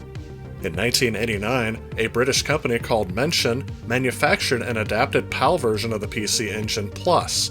However, the system was not officially supported by NEC, and after seeing the TurboGrafx 16 suffer in America, NEC decided to cancel their European releases. Units for the European market were already produced, that were essentially US models modified to run on PAL television sets, were branded as simply TurboGrafx. NEC ended up selling this stock to distributors. In the United Kingdom, Telegames released the TurboGrafx in 1990 in extremely limited quantities. This model was also released in Spain and Portugal through selected retailers. Back in the US, by 1991, NEC claimed that it had sold its 750,000 TurboGrafx 16 consoles, as well as 500,000 CD-ROM units worldwide. In an effort to relaunch the system in the North American market in mid-1992, NEC and Hudson Soft transferred management of the system in North America to a new joint venture called Turbo Technologies Inc. They also redesigned the console into the Turbo Duo, which was an all-in-one unit that included the CD-ROM drive as well as a HuCard slot built in. However, by that time it was too late. The North American console market continued to be dominated by the Sega Genesis and the Super Nintendo system. In May of 1994, Turbo Technologies announced that it was dropping support for the Duo, though it would continue to offer repairs for existing units and provide ongoing software releases through independent companies in the US and Canada. The PC Engine would continue to receive support much longer in Japan as it was much more successful. On March 12, 1994, NEC introduced a third upgrade known as the Arcade Card for the PC Engine. It would upgrade the amount of onboard RAM for the CD-ROM system to 2 MB. Cards would be released for both the PC Engine Duo as well as the original PC Engine with the CD-ROM attachment. The first games for this add-on were ports of Neo Geo fighting games such as Fatal Fury 2 and Art of Fighting. Ports of World Heroes 2 and Fatal Fury Special were also later released on this card, along with several original games released under the Arcade CD-ROM 2 standard. By this point, the TurboGrafx and the Turbo Duo were already waning in North America, so no version of this card ever made it overseas. However, it still can be used on a North American console using a HuCard converter. Other games would continue to be released on the Super CD-ROM format, with the final licensed release for the PC Engine being Dead of the Brain Part 1 and 2 on June 3, 1999 on the Super CD-ROM 2 format. In 1994, NEC released a new console, the Japan-only PC-FX. This was a 32-bit system with a tower-like design. It enjoyed a small but steady stream of games until 1998, when NEC finally abandoned the video game industry altogether. NEC had supplied rival Nintendo with the RISC-based CPUs, the V810, the same one used in the PC-FX, for the Virtual Boy, as well as the VR4300 CPU for the Nintendo 64. Both of these consoles, being released in 1995 and 96, were released when NEC was still making their own console. The same is also true with the chip they contributed to the Dreamcast, designing its version of the Power VR2 GPU for the Sega Dreamcast, released in 1998. The console itself faded into obscurity in the late 90s and early 2000s. I myself first learned of the system when reading Stephen L. Kent's The Ultimate History of Video Games. And to me, I always wondered why I had never heard about this system that supposedly competed with two of the biggest consoles of my childhood, the Super Nintendo and the Sega Genesis. Whenever I would talk with those that actually grew up with this system, I would hear very enthusiastic stories of nostalgia when people would recount this system, with many stating that even though they didn't have a Super Nintendo or Sega Genesis, many of their friends would be intrigued by that system, and it usually left an impact on them because the games were good, but it was on a system they had never heard of before. Then, in 2006, a number of TurboGrafx 16, HuCard, and CD-ROM games, as well as Turbo Duo games were released for Nintendo's Virtual Console download service for the Wii, as well as eventually the Wii U and the 3DS. These would also include several titles that were never released outside of Japan. For many gamers, both old and new, this would be the first time people would play many of these games. And because there were several quality titles and franchises that they never knew were on this system, many people started wondering more about this system. It is at this point in time where I really feel like the TurboGrafx had a renaissance. Putting the games on the Virtual Console, as well as some of them making their way to the PlayStation Network on the PlayStation 3 and PSP, as well as an app released in 2010 for the iPhone, it made these games more accessible to a wide audience. With this console and its games not selling well in the United States, it doesn't make the casual gamer want to go out and collect these, as the pricing has always been higher than other systems in the collector's market. But on these platforms, they could easily download them to their systems for a low price and play each game on a system they already have. No other investment required. As more and more gamers started playing these classic titles, several fans started calling for a TurboGrafx 16 mini console. As Nintendo, Sega, and Sony have done with their earlier systems, many wanted a TurboGrafx 16 mini console with HDMI out and classic games built in so that gamers could finally experience this system.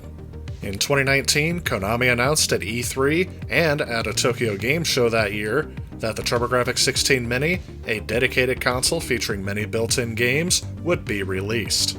However, at this point you may be wondering, where did Konami come in? The relationship between Hudson Soft and Konami can be traced to at least as early as 1985, when Hudson ported Konami's game Puyon to the MSX and Famicom. But the acquisition process of Hudson Soft by Konami would begin in 2001. Hudson Soft was severely hit by the collapse of its main bank. Seeking new financial alternatives, Hudson Soft entered the stock market for the first time in December of 2000, listing on the Nasdaq Japan Exchange.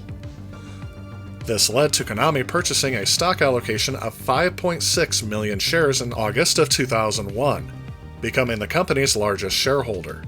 In April 2005, Konami became Hudson's majority shareholder and parent company, owning 53.99% of all Hudson stock.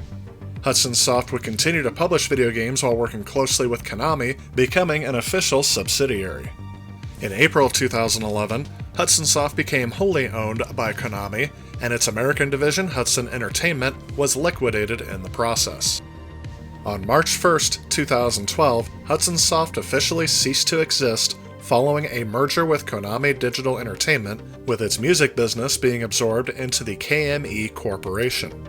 The merger was voluntary and agreed to by both companies during a board meeting held earlier that year. The main reason for the dissolution of Hudson Soft was the consolidation of the operations of Hudson and Konami into a single company. Despite the demise of Hudson Soft, Konami had plans for products to continue to be developed and offered under the Hudson brand. The Hudson website was even initially retained and maintained by Konami. However, by 2014, Konami had retired the website. The pre-2005 headquarters of Hudson Soft in Sapporo continued to operate as a branch of Konami well after the absorption until it closed in October of 2014. In 2015, Konami sold the Sapporo building that had long been the headquarters of Hudson Soft. NEC still exists as a very large company. As of 2017, it was number 463 on the Fortune 500 list. And though NEC was considered the world's fourth largest PC manufacturer by 1990, its semiconductor business was the world's largest by revenue from 1985 to 1992. But as it declined, NEC spun off its semiconductor business and has largely withdrawn from the manufacturing industry since the beginning of the 21st century.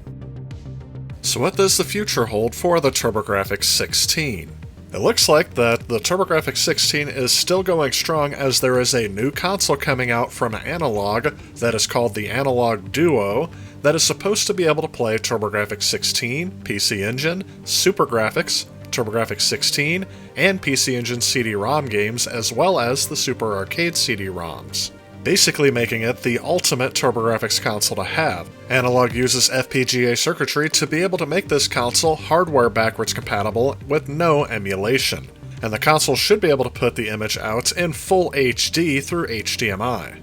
This console was announced on October 16th of 2020, however, as of the posting of this video, this console has yet to be released. It is my hope that once this system becomes more readily available to more gamers, I feel like that the console will have a strong future ahead of it, hopefully sparking some interest in homebrew developers and even some small indie developers to be able to create new games for this system. Analog has released dev kits in the past and partnered with developer tools to help make game development a bit easier on their platforms. And though I don't feel that this will replace original hardware by any means, I feel like this is a great way to bring this system and its game library into the future. Definitely better than releasing some sort of minigame console that can only play emulated games and not the entire game library. The only other thing I would like to see accompany this system are fully licensed new production runs of some of the games that are harder to find, as well as ports of PC Engine games being re-released with English translations for the North American market. Thanks to endeavors like these, I feel like the TurboGrafx 16 does have a future ahead of it, and the system is definitely not dead.